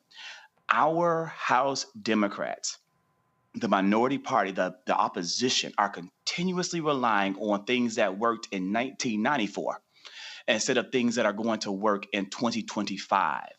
They are not leveraging as strongly as they can independent media platforms like Roland Martin Unfiltered, like using talented Black and brown content creators, like using amazing Black podcasters to get the message out, or even, again, liberal-leaning people in general to do the work and the boots on the ground. And I appreciate the fact that Congress has rules about messaging and about how do we get the word out and how do we get it right. But it feels as though there's a lot of time being wasted trying to message instead of really getting out there and doing, because we don't have the luxury of time when Donald Trump is dropping 300 executive orders in 1 week. We've got to be fast. Rapid response sounds good, but you've got to have people who can rapidly respond. We need jackrabbits ready to rock and roll and not tortoises. We need the hares and not the tortoises. I'm not calling anyone a tortoise. Love you too, Jamie Raskin. But I'm saying it seems as though we are not meeting the moment. And that is what people are saying on the street, the American people. And we've got to be there and meet them. Also, last thing I want to say is we need to find a way to leverage our legacy organizations. I'm a member of Iota Phi Theta. Roland, I see that you have on your Alpha shirt. These organizations are out there in the background. They need to be mobilized. They need to be used. Where are they in this fight? We need to find a way to ensure that they are being used in the messaging of the party so that we can be effective in combating the misinformation that's being perpetuated by the other side and make gains and wins as you approach 2026. Before I go political, sis, this is the clip you were talking about from Jesse Waters on Fox News. It's not really the same. Dana, we are waging a 21st century information warfare campaign against the left, and they are using tactics from the 1990s. They are holding tiny press conferences, tiny little rallies. They're screaming into the ether on MSNBC. This is what you call top-down command and control. You get your talking points from a newspaper, and you put it on the broadcast network, and then it disappears. What you're seeing on the right is asymmetrical. It's like grassroots guerrilla warfare. Someone says something on social media, Musk retweets it, Rogan podcasts it, Fox broadcasts it, and by the time it reaches everybody, millions of people have seen it. It's free money. And we're actually talking about expressing information. They are suppressing information. If you Reality is this here. What he laid out there, political sis, is what the GOP has been doing. First of all, Fox News is a leader of this. This is nothing new. But part of the issue here is that the progressives have not invested in these various platforms. That's just a simple fact. Agree. I agree with both of my people on the panel right now. But I want to take it a little step further. I think it was Hakeem Jeffries when he told his people to go into your districts. That is so true. My Congresswoman, Deborah Ross, I don't know what the hell she's doing. I'm just going to be frank with you. Come in these districts. People are thirsty. They want to know what's going on. Use us. We have your back as content creators. As like Zach said, that is what we should be doing. But we have to be moving fast. We cannot be moving slow. But I am a strong believer of starting in your district. All politics are local. We have to start on a local level. Everybody is not watching or podcasts or on TikTok or X. We have to keep that in mind. But it's extremely important that we also start on a local level as well. And my congresswoman, woman, along with others, need to go into their districts. Do not be afraid. Go into those red damn districts and say something. Don't be afraid to do so. That's what we're pandering for. Well, one of the folks, you heard Congressman Hakeem Jeffries talk about being 3 seats away. And the reality is there are a couple of special elections coming up in Florida. One of those is who's running as public educator and single dad, Josh Will. He won the Democratic primary for Florida's 6th congressional district. Now he's going head-to-head with Trump-backed Republican Randy Fine in a race that could help flip the U.S. House. Republicans, of course, holding that razor-thin majority. It is, as I said, a quite red district. So how can Josh win? Well, he joins us right now from Orlando. Josh, glad to have you here. Listen, these 2 races are going to be very tough. And that is, they're in red districts. You've got political gerrymandering happening in Florida. And so what are you saying to voters in that district that could put you over the top and lead to an upset win? Well, the first thing would be that, I'm here to serve them. There's a lot of uncertainty. This is a district that is 24.9% of residents age 65 and above. When they hear about cuts to Social Security, Medicaid, Medicare, VA, these are things that greatly concern them and impact them. They're not partisan issues to them. And I'm out here telling them that I want to represent them. They need a voice in Congress, they need skin in the game, and they need someone who is there to make sure that what they have been promised, what they have paid into and worked towards is available for them. And my opponent is out here telling them that he will not work for them. He's here to serve Donald Trump. So we have a clear contrast in the message right away that is resonating across party lines. When it comes to this district, what does it look like? What's the demographics of this district? It's primarily white. As I said, about 25% age 65 up. This is a really spread out district. It's one of the largest in the state congressionally from land mass when we're talking. It goes from Daytona Beach all the way up to St. Augustine and then clear to the west side of the state in Ocala. To give you just perspective, Michael Waltz has 3 local congressional offices, which tells you about the size and the amount of ground that's covered.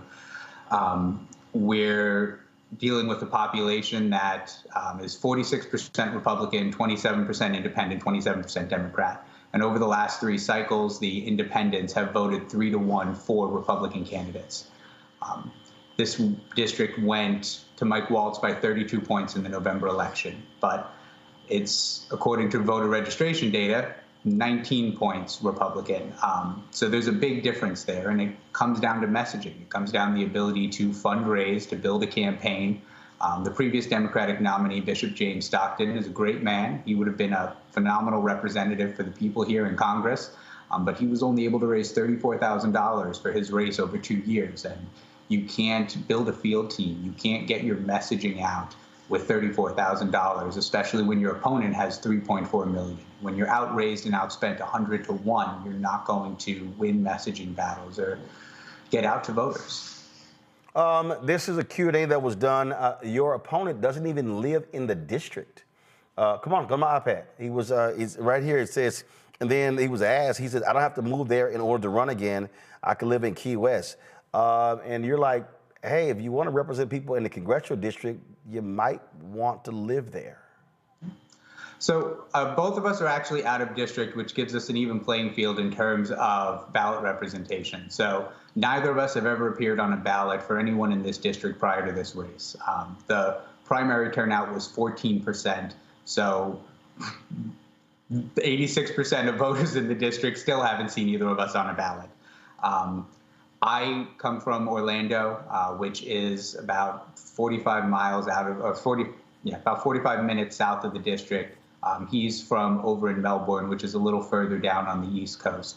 Now, the difference is that I'm in this district. I've been in this district every day. We're coming at you from our campaign headquarters in Palm Coast right now, which for us has been the logistical center. We've set up our campaign here. I've been living here for the last couple months. it allows me to be on the ground with the people, engaging with voters, and learning this district and being here for them in a way that Randy Fine hasn't made any intention to, even during his campaign. Questions from the panel. Zachary, you first. Yes. My question is, I understand about like needing the increased funding and really having more support, probably from the DNC and the surrounding groups. But is it really feasible that Democrats have a real chance in these deeply ruby red districts to flip them? Absolutely. And if so, what can we do to support that work as content creators and boots on the ground in other places besides your actual district? Oh, I'm so glad you asked. Yeah, I mean, what this district needed was someone to energize it.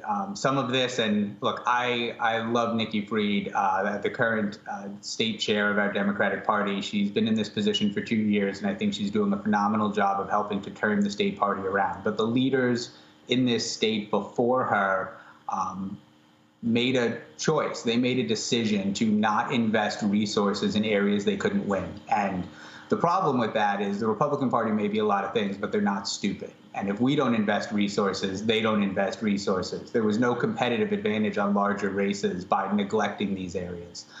Over the last 3 cycles, we had our 2024 nominee in District 6 who raised $34,000. In 22, there was no Democratic nominee. And in 2020, the candidate raised about $24,000.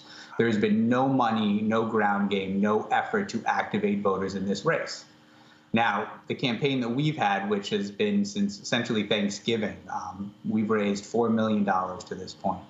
We've knocked on over 150,000 doors. We're going to hit the entire district by the time this is done. We have an incredible field team. We have, volunteers from all over the country who are doing phone banking, text banking, postcard campaigns. They're reaching out to voters from where they are. We have volunteers in all 6 counties that are out every day reaching out to voters everywhere they are. I am all over this district speaking to voters every chance I get. We are making sure that people know we are here and we are live. And they see the difference right away because they haven't seen that from a Democratic candidate. And honestly, they haven't seen that from any candidate because the Republicans have been able to take this district for granted. And they haven't had a need to put any work in either.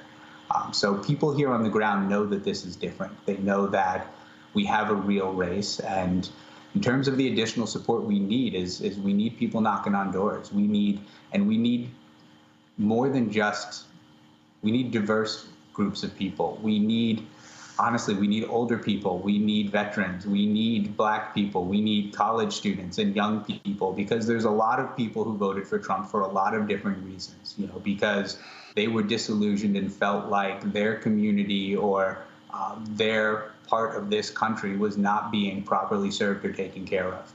And now they realize that the threat is it's going to be served and taken care of even less moving forward. But we need people who can engage with them and speak to them and understand them on their level. And I'm doing everything I can, but I can't pretend to have lived in your world or walked in your shoes. And we need people who can go out there and share this message and enter those communities as surrogates, as representatives for what we're trying to build and bring here. Because I truly believe, I come from a public school background. We don't choose our kids. We serve every kid in the district, no matter who you are, where you're from, what you come to us with, what your needs are, where you are 3 years behind, 2 years ahead. We find a way to help you learn and grow and give you the education you deserve. We serve everyone. And that's my philosophy when it comes to this race. If you're a Republican, if you're independent, if you're a college student, if you're a veteran, if you're a senior citizen, you have needs and you should be represented in Congress. You should have someone there fighting for you. And that's what I'm here for. This was before I go to Joy, this is the results of the 2024 election. So Michael Waltz, incumbent, got 284,414 votes. James Stockton, the Democrat, got 143,000.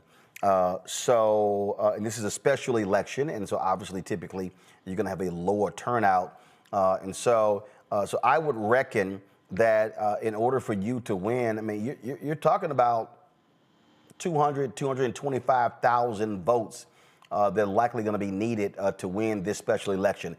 Is that sort of how you're approaching this and saying, hey, how many doors we knock on, how many people we reach, how can we touch, how many people we can actually touch to sort of hit that number?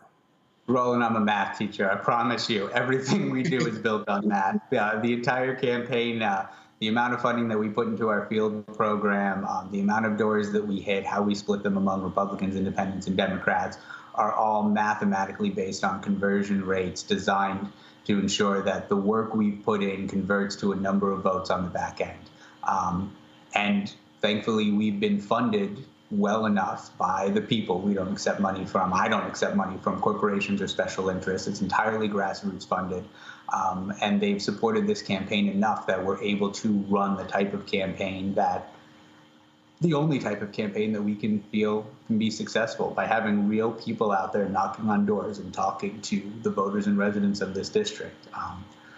The math shows that if we exceed our expected voter turnout for Democrats by 30%, we can win this race.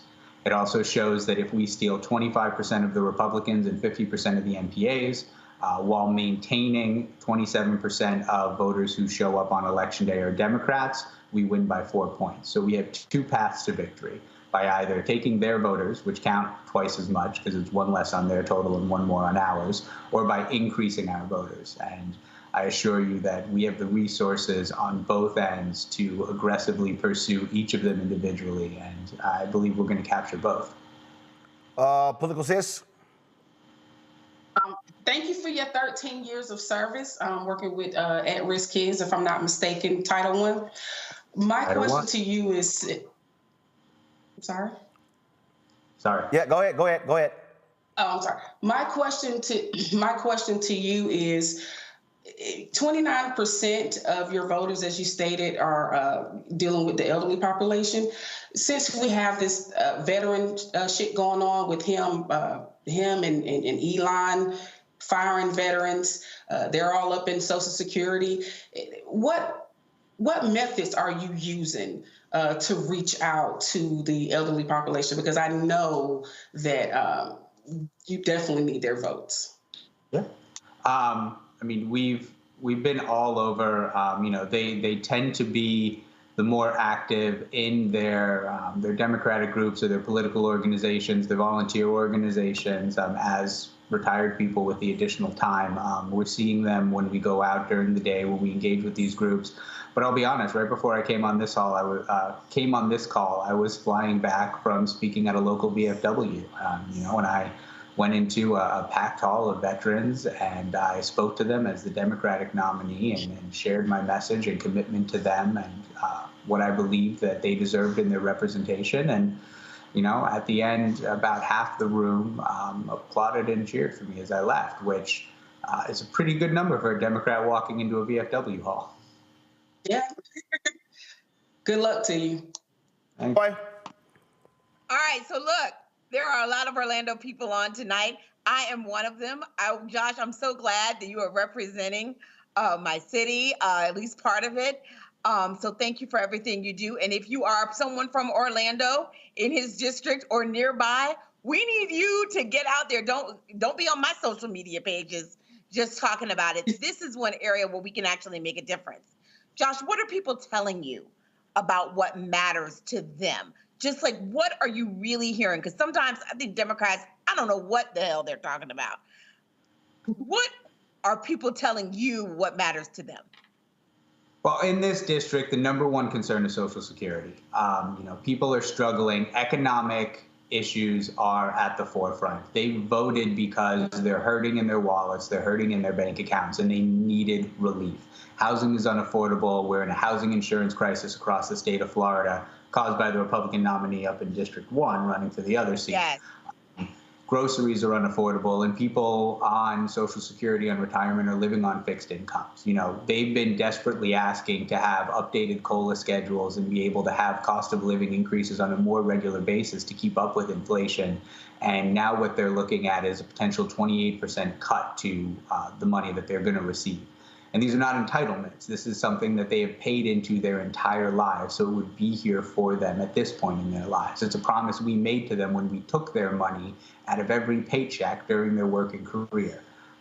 And now it's threatened to be taken back. Social Security is the #1 concern. For me, obviously, education is, paramount. It's what brought me into this race. But FEMA has been a huge one. We see across the country, there isn't a lot of, it's not as highly concerning, right? If you live in North Dakota, you probably don't know why FEMA needs to be funded so much. But if you live in Florida, you know exactly why we need a robustly funded and responsive FEMA, because they are down here setting up shelters and making sure that people have a safe place to ride out the storms and helping immediately with our repair and recovery efforts. Because ain't like the insurance companies are coming.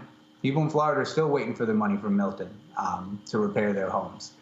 The only type of recovery efforts we've had down here are from FEMA. And Republican, Democrat, or Independent, they're not happy when they hear that FEMA could go away. That's right. That's right. Thank you for your service. And I'm going to be sending everyone your way. Everyone your way. What is the, just real quick, what is the Black makeup of this district? It's less than 20%. There's a couple centers. We have an HBCU in Daytona, Bethune-Cookman, with a fairly robust Black community around it. There's a historic Black community in Lake County in the Eustis area. And then over in Marion County around Ocala, there's a larger Black community. But again, I mean, first of all, even though less than 20%, but at the end of the day, what I keep arguing is that if if our turnout is at 70% of our numbers, that is a significant number of votes. And so, what are you doing to activate that particular audience? So recently this week, we hired on a team of 6 amazing activists out of South Florida who are leaders of their Democratic Black Caucus down there, who are coming up and are going to be working in those 3 communities that I just mentioned to help us have outreach into the churches, into the colleges, into the neighborhoods, reaching out to people. We have until March 3rd to reactivate or re-register voters for them to be eligible to vote on April 1st. They're going to be doing voter registration drives. They're going to be doing community outreach and messaging and helping to ensure that our message reaches the intended audience in those communities. When is the special election? April 1st. All right, then. Josh Wheel, we certainly appreciate it. Thanks a lot. Good luck. Thank you, sir. All right, folks. Now it's time for the Crockett Chronicles.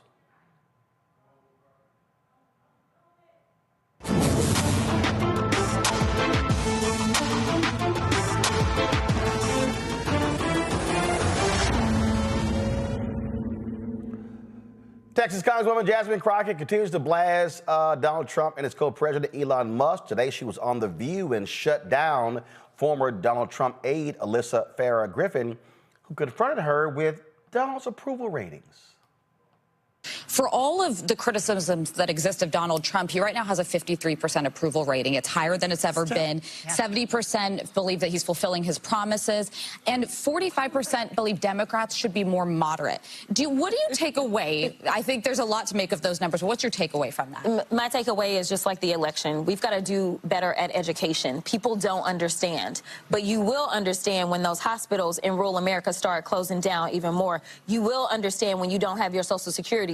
You will understand when your Medicaid, your Medicare goes away. You will understand as planes continue to fall out of the sky. Soon you will understand why it's important to maybe have somebody that isn't loud and ridiculous, and maybe Sleepy Joe is what we wanted because we could at least sleep at night. Yeah. On Tuesday, she was on MSNBC and explained to Ali Velshi why the midterms are critically important to keep Elon Musk from getting richer and raping and pillaging the American people. A lot of people are talking about, you know what, we just are looking forward to the midterms. We only need 3 more seats. I'm sure everybody's tired of getting emails, text messages, phone calls, trying to raise money. But the reality is that we have an opportunity right now. I know that a lot of people look at these seats that are available, which there's going to be a total of 3, and they say these are deep red seats. But here's the thing. We saw that in the state of Iowa, they swung a seat 27 points so that a Democrat could win. I say we have nothing to lose. We need to go out. We need to talk to those people that finally understand that the only mission that Donald Trump has is making sure that he can line his pockets, line Elon's pockets, and any other billionaire, all at our expense. It's not just going to be the people you dislike that are going to miss out on their Medicare, Medicaid, or their Social Security. Or down in the state of Florida, where 2 of these seats are, they are talking about getting rid of FEMA. It is time to wake up, and it doesn't mean that you're a Democrat if you vote Democratically. So this is where I want to get to. Who's the audience to swing some of these states? Is it progressives who understand that their priorities are being crushed, or is it people who voted Republican to whom you say, you didn't vote for this, did you? Exactly. You didn't vote for Elon Musk and a guy named Big Balls to have your documentation. Yeah. How does that message get out there in a way that that entire audience hears it? I think that you're right. Definitely the entire audience. I just don't know how many progressives exist in Matt Gaetz' former district, right? But I do think that there are farmers in that district, farmers that are concerned because they rely upon monies as it relates to USAID and other monies that are now being dismantled. And it means that you may lose your family farm. It may be bought up by a corporate organization. And so I think just having very real conversations, we've seen people who have talked about, well, we don't want you firing the people at the VA, or maybe it's somebody that has to fly all the time and they're concerned because we have a record number of planes literally falling out of the sky because he decided he was going to appoint some guy from Fox to be over transportation. But at the end of the day, there were those that never believed that we could end up with 2 senators in the state of Georgia, and we did. There were those that never believed we could have a Democrat representing Alabama, and in that special election, we did. So I think if there's any point in time that the people should rise up and figure out where should I focus my attention, it's on these special elections, and it's having real conversations on the doors with real people talking about what's really happening and not the lies that they're putting out there. Zachary, I take you like what you heard there. I love it every time. I'm so thankful to have the Crockett Chronicles. She is speaking absolute truth, and she's spitting pure fire, and that is exactly what we need to see from more of our Democratic leaders. But beyond that, we need to see them messaging in a way that is fresh, that is innovative, and that's reaching the people. And that's what Jasmine is doing continuously. That's the level of education that the candidate that we had talked about earlier about we need more education. That is the education that we need to have out there. And those are the kind of people we need continuously on the rapid response. Jasmine can't do it all. She can't do it by herself, and she can't reach every single American voter who needs that messaging. But there are people in Congress who are being underutilized that we need to see being put in the forefront. Joy? Let me tell you, I have been saying it every time I talk about her on this show. Rinse and repeat. We need that kind of fire from so many Democrats. It doesn't have to be every one of them. People do it differently. But when people see Jasmine Crockett, they know she is fighting for them, and she does so brilliantly, right? She understands the rules, she understands the subject matter, the policy, but she does it in a way that communicates in a normal way to normal humans, in a way that shows passion. That's what we're missing. That's what we're looking for. And everyone can appeal to that. And so to me, I just want more of that. I mean, frankly, I don't think the Democratic Party made the right choice in how it's, currently set up. It used to be they had sort of 2 leaders, right? One that was political and would be out there talking, a forward-facing person, and the one that was just sort of dealing with the party politics in the background. I think we may need to, bring back that kind of bifurcated leadership. Whoa, what are you talking about? Whoa. Hold up, Joe. They do have that. What do you? No, they don't have that. They do not have the Democratic Party. The DNC itself is not the same 2-headed monster it used to be. So what do you mean? Okay, explain. What do you mean? Hold on. When I was there, it was like 2 chairs, right? You had someone who was sort of the outward-facing public person, and then someone who did the work Who was that? behind the scenes. So to me, No. Who was that? So at the time it was, oh my God, I can't remember. It was like a boring guy that was inside, and then there was a governor who was out, who was the external person. I believe it was the governor who was the external white guy. My point is, one person was a communicator and one person was behind the scenes. Okay, but okay, here's what I don't understand.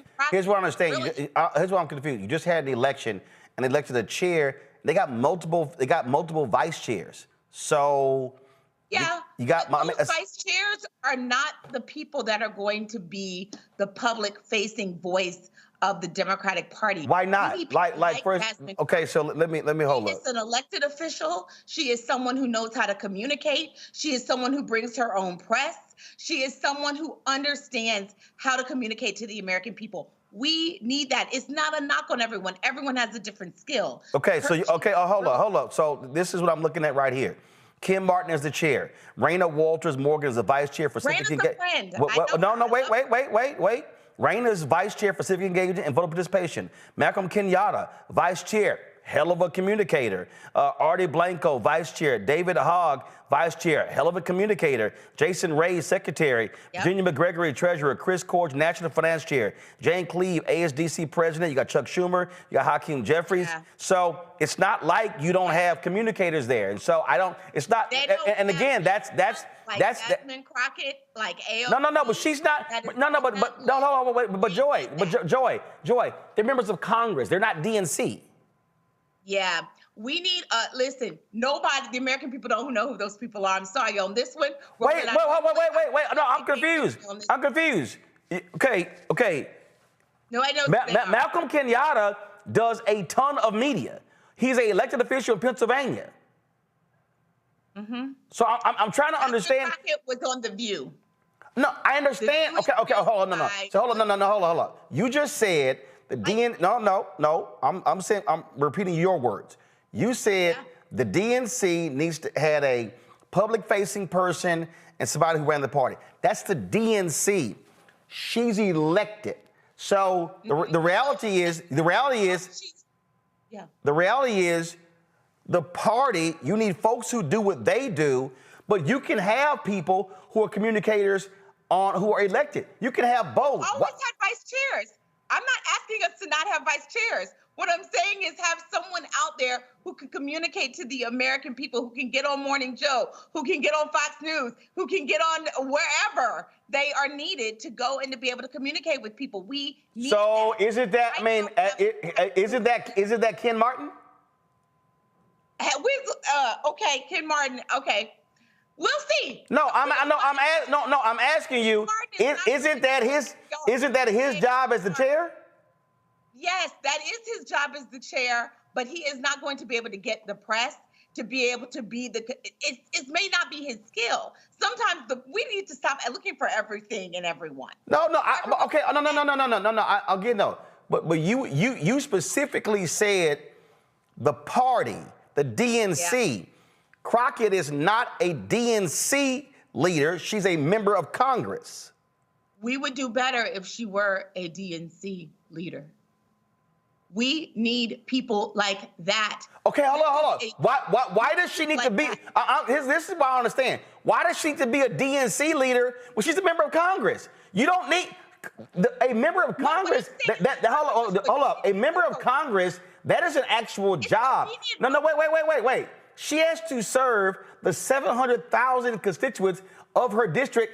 I'm one of them, okay? My homestead is there. That's her job. Why can't you have her here and other people over here on the DNC? Why do you need a member in both? Look, when Tim Kaine was the chair, I thought that was idiotic. When Debbie Wasserman Schultz was the chair, I thought that was wrong. I don't think you can be a member of Congress and be the party leader at the same time, because that's two separate jobs.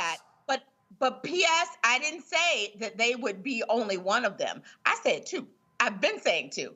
I'm saying someone that runs the party on the inside and then the person who's out there speaking. That's the way it used to be. Go back and look it up. So I'm just saying, to me, we ought to revert. We ought to have some kind of system where we can draw on people to have different skill sets.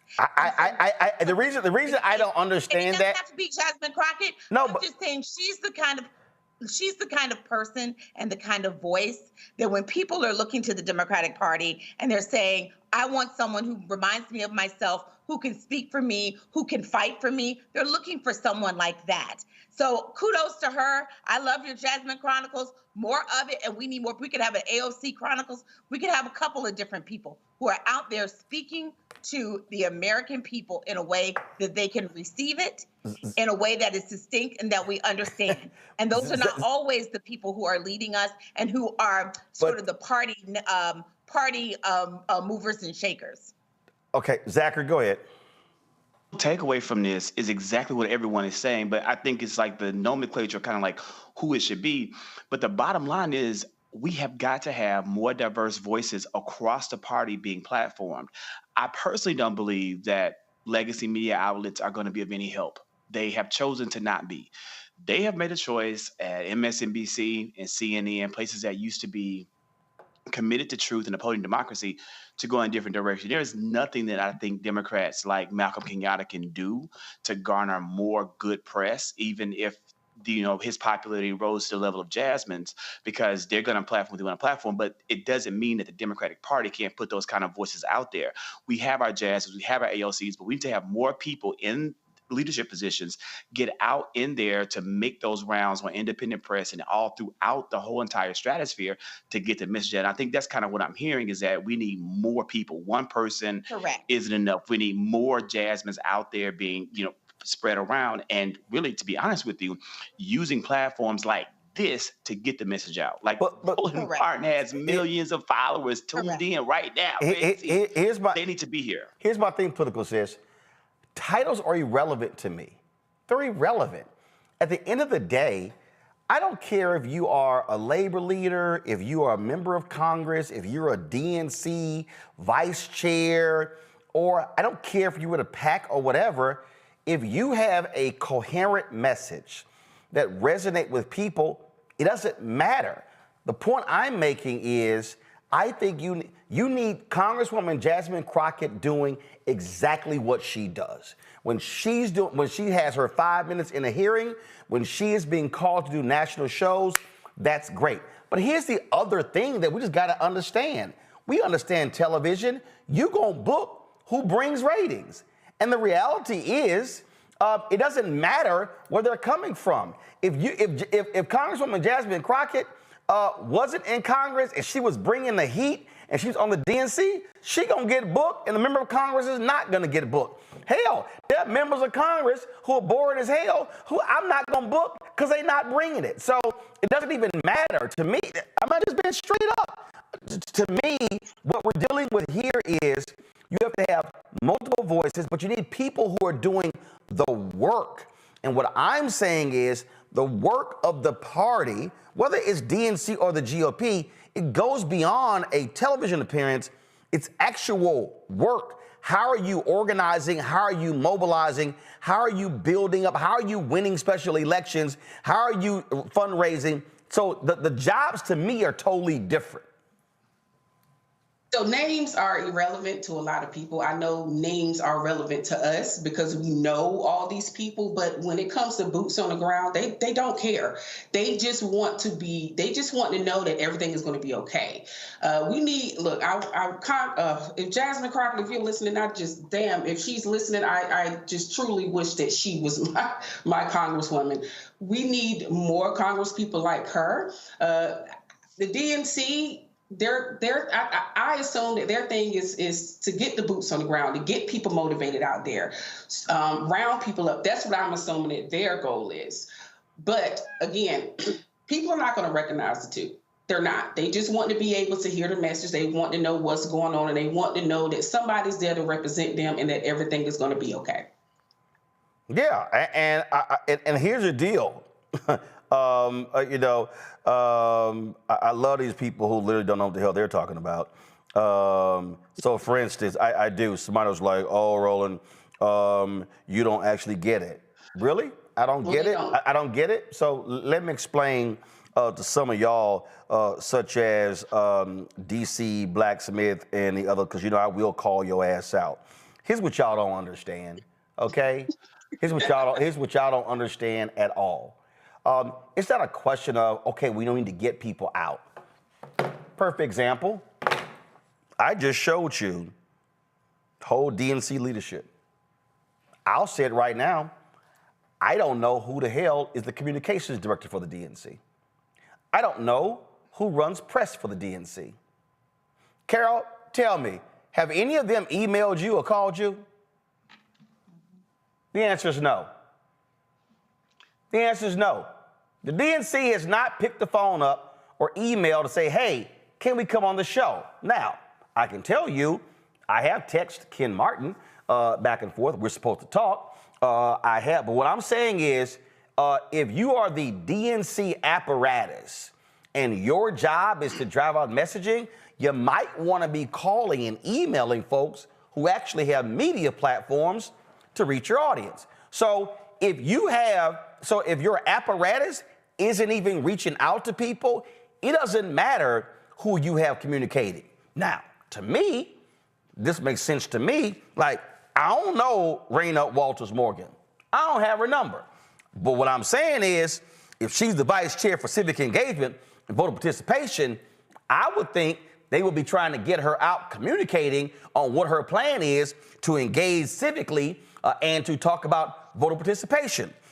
Then I would think that if you have an infrastructure, you would be trying to get State Representative Malcolm Kenyatta on my show. But again, what are your communications people doing? I'm just telling you straight up. I ain't got a problem. I was talking to Congressman Hakeem Jeffries the other day, and I said point blank, we hadn't heard from his communications people. After we talked, they damn sure called Carol. Now, I ain't need them to call Carol because I talked to him. So the issue here, again, for me, this is what some of the simple Simons in the YouTube chat don't know, is it doesn't matter if you have a slate of people who can communicate. If your infrastructure is not identifying platforms to place them, then none of that matters. And so what the DNC should be doing, because again, this is real simple. Since the election, no text, no email from anybody. Anybody in the Democratic National Committee. Wait to the last. That right there, that's an indictment on infrastructure. So because they're so internally focused and they're not externally focused. And what I'm saying is, I think we could do better. And I like the structure when we had a general chair, like when we had Ed Rendell, and then a national chair, Joe Andrew, who was the guy inside, the boring guy inside. Here's the whole deal. Here's the deal. You can have Ed Rendell. I remember Joe. You can have Joe Andrew and you can have Ed Rendell. But if your staff ain't booking, if your staff ain't making calls, if your staff ain't pitching, that doesn't matter. So that's my point. I'm not concerned about who is the forward-facing and who's the person who's speaking. If your infrastructure ain't doing that, they ain't getting booked. And maybe the problem is if you're only thinking about MSNBC and CNN and the Sunday shows, that's the problem. So that's the point that I'm making. Getting less views than Roland Martin. That's the point that I'm making. They are getting less views than Roland Martin. So the point that I'm making is, whoever you have communicating, it's irrelevant if they ain't communicating with your core audience. And the reality is, what the DNC is not doing, you have a group called Chorus, a group of progressive influencers that have joined together and who are sharing, and that's how I met Zachary, and I met some others. Guess what? These same folk ain't hitting them. The reason Democrats are getting their asses kicked is because nobody is sitting down with a damn chart a damn Excel spreadsheet that lays out, okay, show. Carol should be getting emails every day. Got somebody for you? Got any room for us? Who you got? We got a state rep. We got a state senator. We got a black mayor. We got a mayor. We got a governor. We got county person. We got this here. It's called flood the zone. They ain't doing that. And I'm going to go ahead and say it. I ain't got a problem. That don't happen with the CBC. I'm going to go ahead and say it. That don't happen with the African American Mayors Association. That don't happen with the National League of Cities. That don't happen with the U.S. Conference of Mayors. So all I'm saying is this is one of the fundamental problems. What the right does, the right seeds and feeds their communicators. They do that. They are sitting here sending folks and placing them and getting the message out. No, what progressives are doing is sitting on their ass, hoping they get on Nicole Wallace's show, and hoping to get on Chris Hayes' show, and hope Lawrence calls them, and hope they get a call from a CNN show, an occasional Fox show. That's what they doing. And so, like it's 1994 instead of 2025. That's what they're living in an old, antiquated model of how the messaging gets out to the people, and they're completely ignoring the power they have in the people, like rolling these influencers out there to go. And we talked about all the things that Democrats aren't doing. What Republicans are doing, they're going on Joe Rogan. They're using their platforms. Correct. They're using that field, like they're getting their message out, and it's being multiplied by all of the influencers that count on that, and they put it out there. The Trump White House is stealing the DNC's brilliant strategy of DNC content creators to make Trump content creators, and they're going to take this great idea and they're going to multiply it, and they're going to they're going to trample us with it because we built the infrastructure. They're going to take our infrastructure, perfect it, while Democrats have let that whole infrastructure fall to the wayside. Let all these great people who are mobilized, ready to fight, go. This is real basic. I've had folk who had shows on this network, and I literally said, how you got a show and you ain't even tweeting? You ain't even posted on Instagram. You ain't posted on Twitter. You ain't posted on Fanbase. You ain't posted on Facebook or Snapchat or TikTok.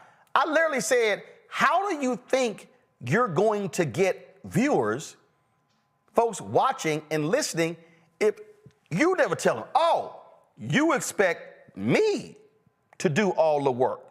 That ain't how this goes. The reality is, if you are trying to build something, if you're trying to construct something, you have to have a communications action plan to actually do that. And so what I'm saying is, it doesn't matter who you have communicating. It's a question of, one, when they do call you, are you accessible? Or is it, oh, no, we're not, the member is not available for 2 weeks. We've actually gotten that from some black members. And I'm like, and I ain't got a problem letting the audience know. I have said to the last 5 CBC chairs, hell, maybe 6, hell, maybe 7, going back to Washington Watch 2009 at TV One, going back to 2013 News One Now on TV One. I said with News One Now, I will have a CBC member on the show every day. 6 years ago, we launched Roland Martin Unfiltered. I said, don't matter. I'll book one every single day. Has it happened? No. You know why? Because there are a lot of folk who, frankly, they will jump, they will hop, skip, and jump if MSNBC says we'll put you on at 6 a.m. But they actually won't make the time for Black-owned media. So that's the point that I'm making. That Roland, that's what we agree on that. So what I'm saying is, you can have all the great communicators, but if you do not have an infrastructure in place where you are driving them to targeted areas, it's absolutely irrelevant. And that right now, to me, is the fundamental problem with the DNC.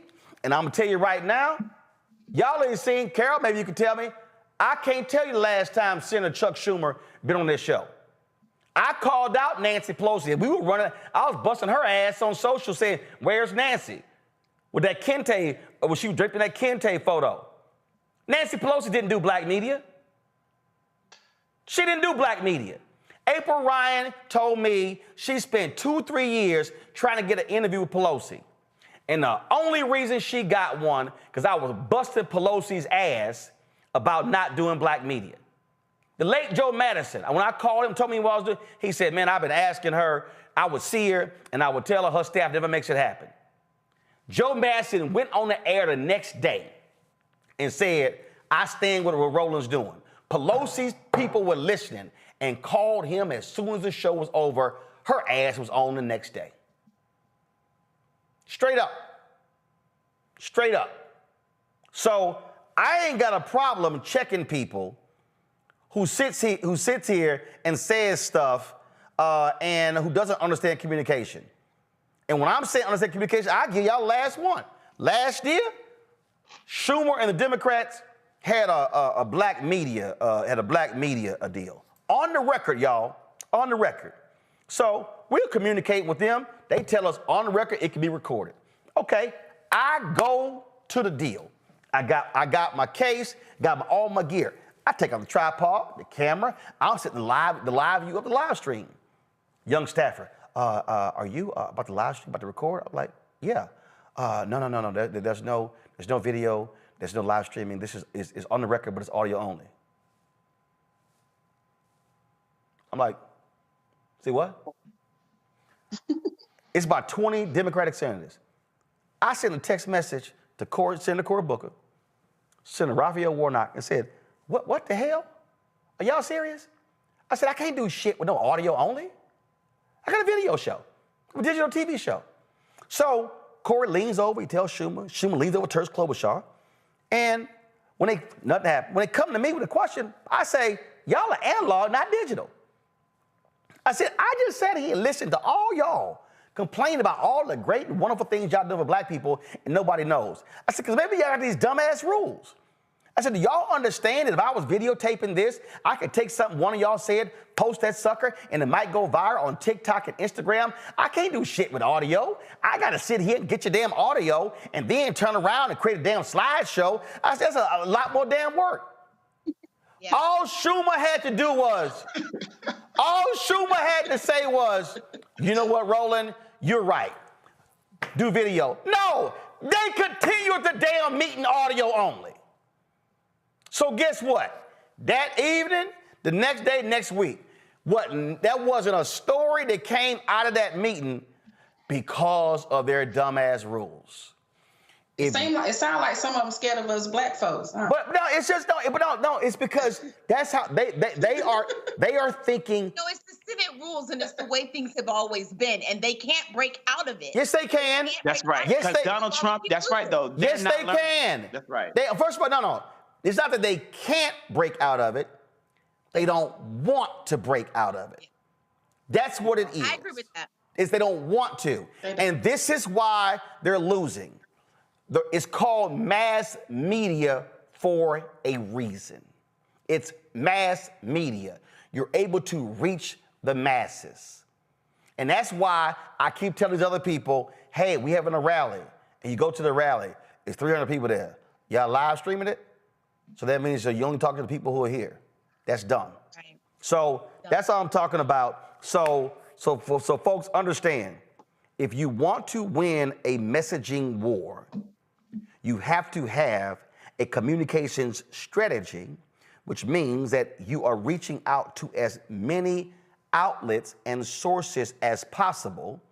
And then what you're doing is, for the folk like us who don't have a show, you also have a media list where you are sourcing clips. You are sourcing. So when somebody said, the Republicans took that Hakeem Jeffries clip out of context. Okay, Democrats, where's the full clip? Where's the in context clip? You're in a messaging war. And as the Jesse Waters clip is right, the Republicans have a well-oiled machine, and it is a digital machine. Democrats are analog. That's how We gave them the machine. That's how they're operating, and they have not flipped to a digital system. And understand that the messaging now is not the 6 p.m. news.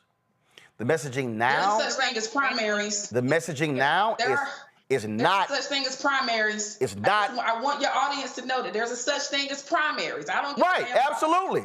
Primary they ass. Nancy Pelosi, primary they ass. We have too much to lose, especially us black folks. And they definitely need to be bringing their asses up here talking to us and getting the message out to them. We have too much to lose. I have a granddaughter, right? She's turning 1. I'm so scared.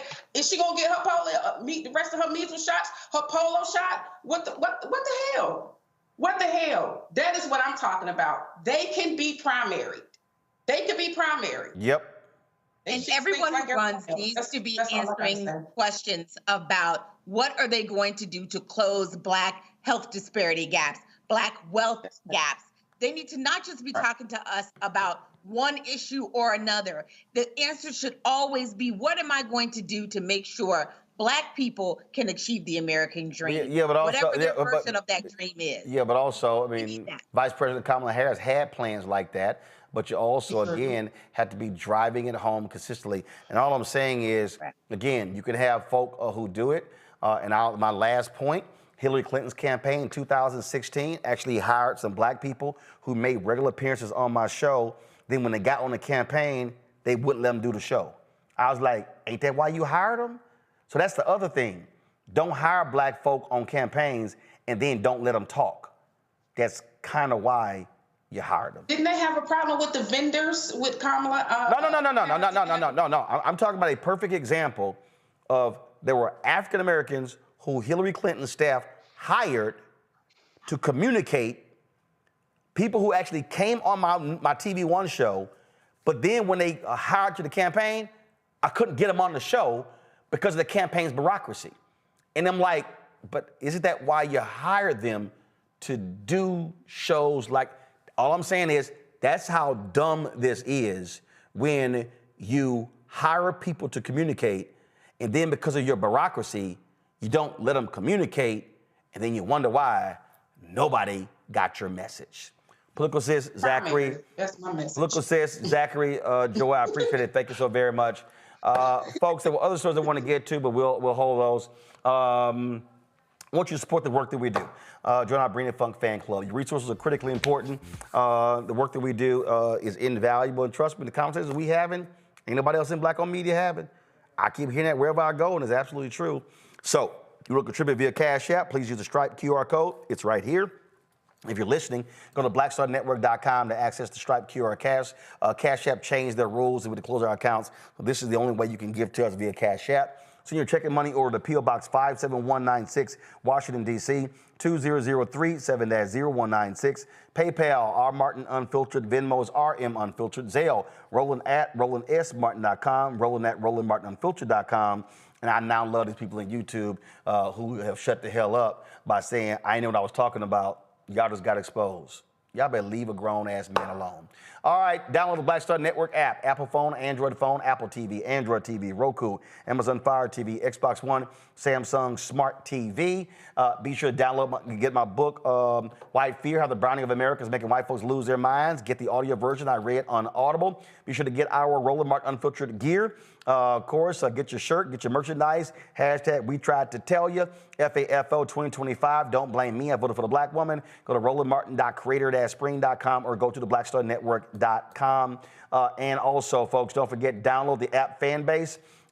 You can get that, of course. And if you want to and be one of the investors in Fanbase, you can do that. As well. And so you can go to startengine.com/fanbase, startengine.com/fanbases. So we want you to take advantage of that. And then just as a reminder, I want everybody to remember, we talked about this last night. If you have the app, I'm going to show you right now. If you have the app Clubhouse, I want y'all to delete it. The venture capital firm that's put in a ton of money in the Clubhouse, they hired Daniel Penny. You know, he was the former Marine who killed the black guy on the subway. Daniel Penny has no knowledge about venture capital, ain't never worked in it, ain't never expressed any interest in it. He studied architecture where they hired him, and primarily because he was found not guilty.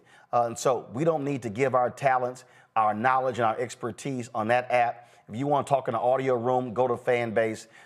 They got audio rooms there. They're just as good and better than Clubhouse. So enough of that nonsense, y'all.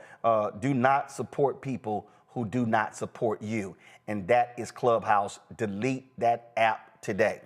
Tomorrow, folks, I'll be broadcasting live from Los Angeles. I'm headed there for the NAACP Image Awards. No, we didn't get nominated this year, but still there going to cover some stuff. So I'll be broadcasting from LA on tomorrow and Friday. Pre-show is Friday. Award show is on Saturday on CBS. And so that's it. I'll see y'all tomorrow right here on Roland Martin Unfiltered on the Black Star Network. Holla! Black Star Network is here. Oh, no punch! I'm real revolutionary right now. Thank you for being the voice of Black America. All momentum we have now, we have to keep this going. The video looks phenomenal. See, there's a difference between Black Star Network and Black-owned media and something like CNN. You can't be Black-owned media and be scared. It's time to be smart. Bring your eyeballs home. You dig?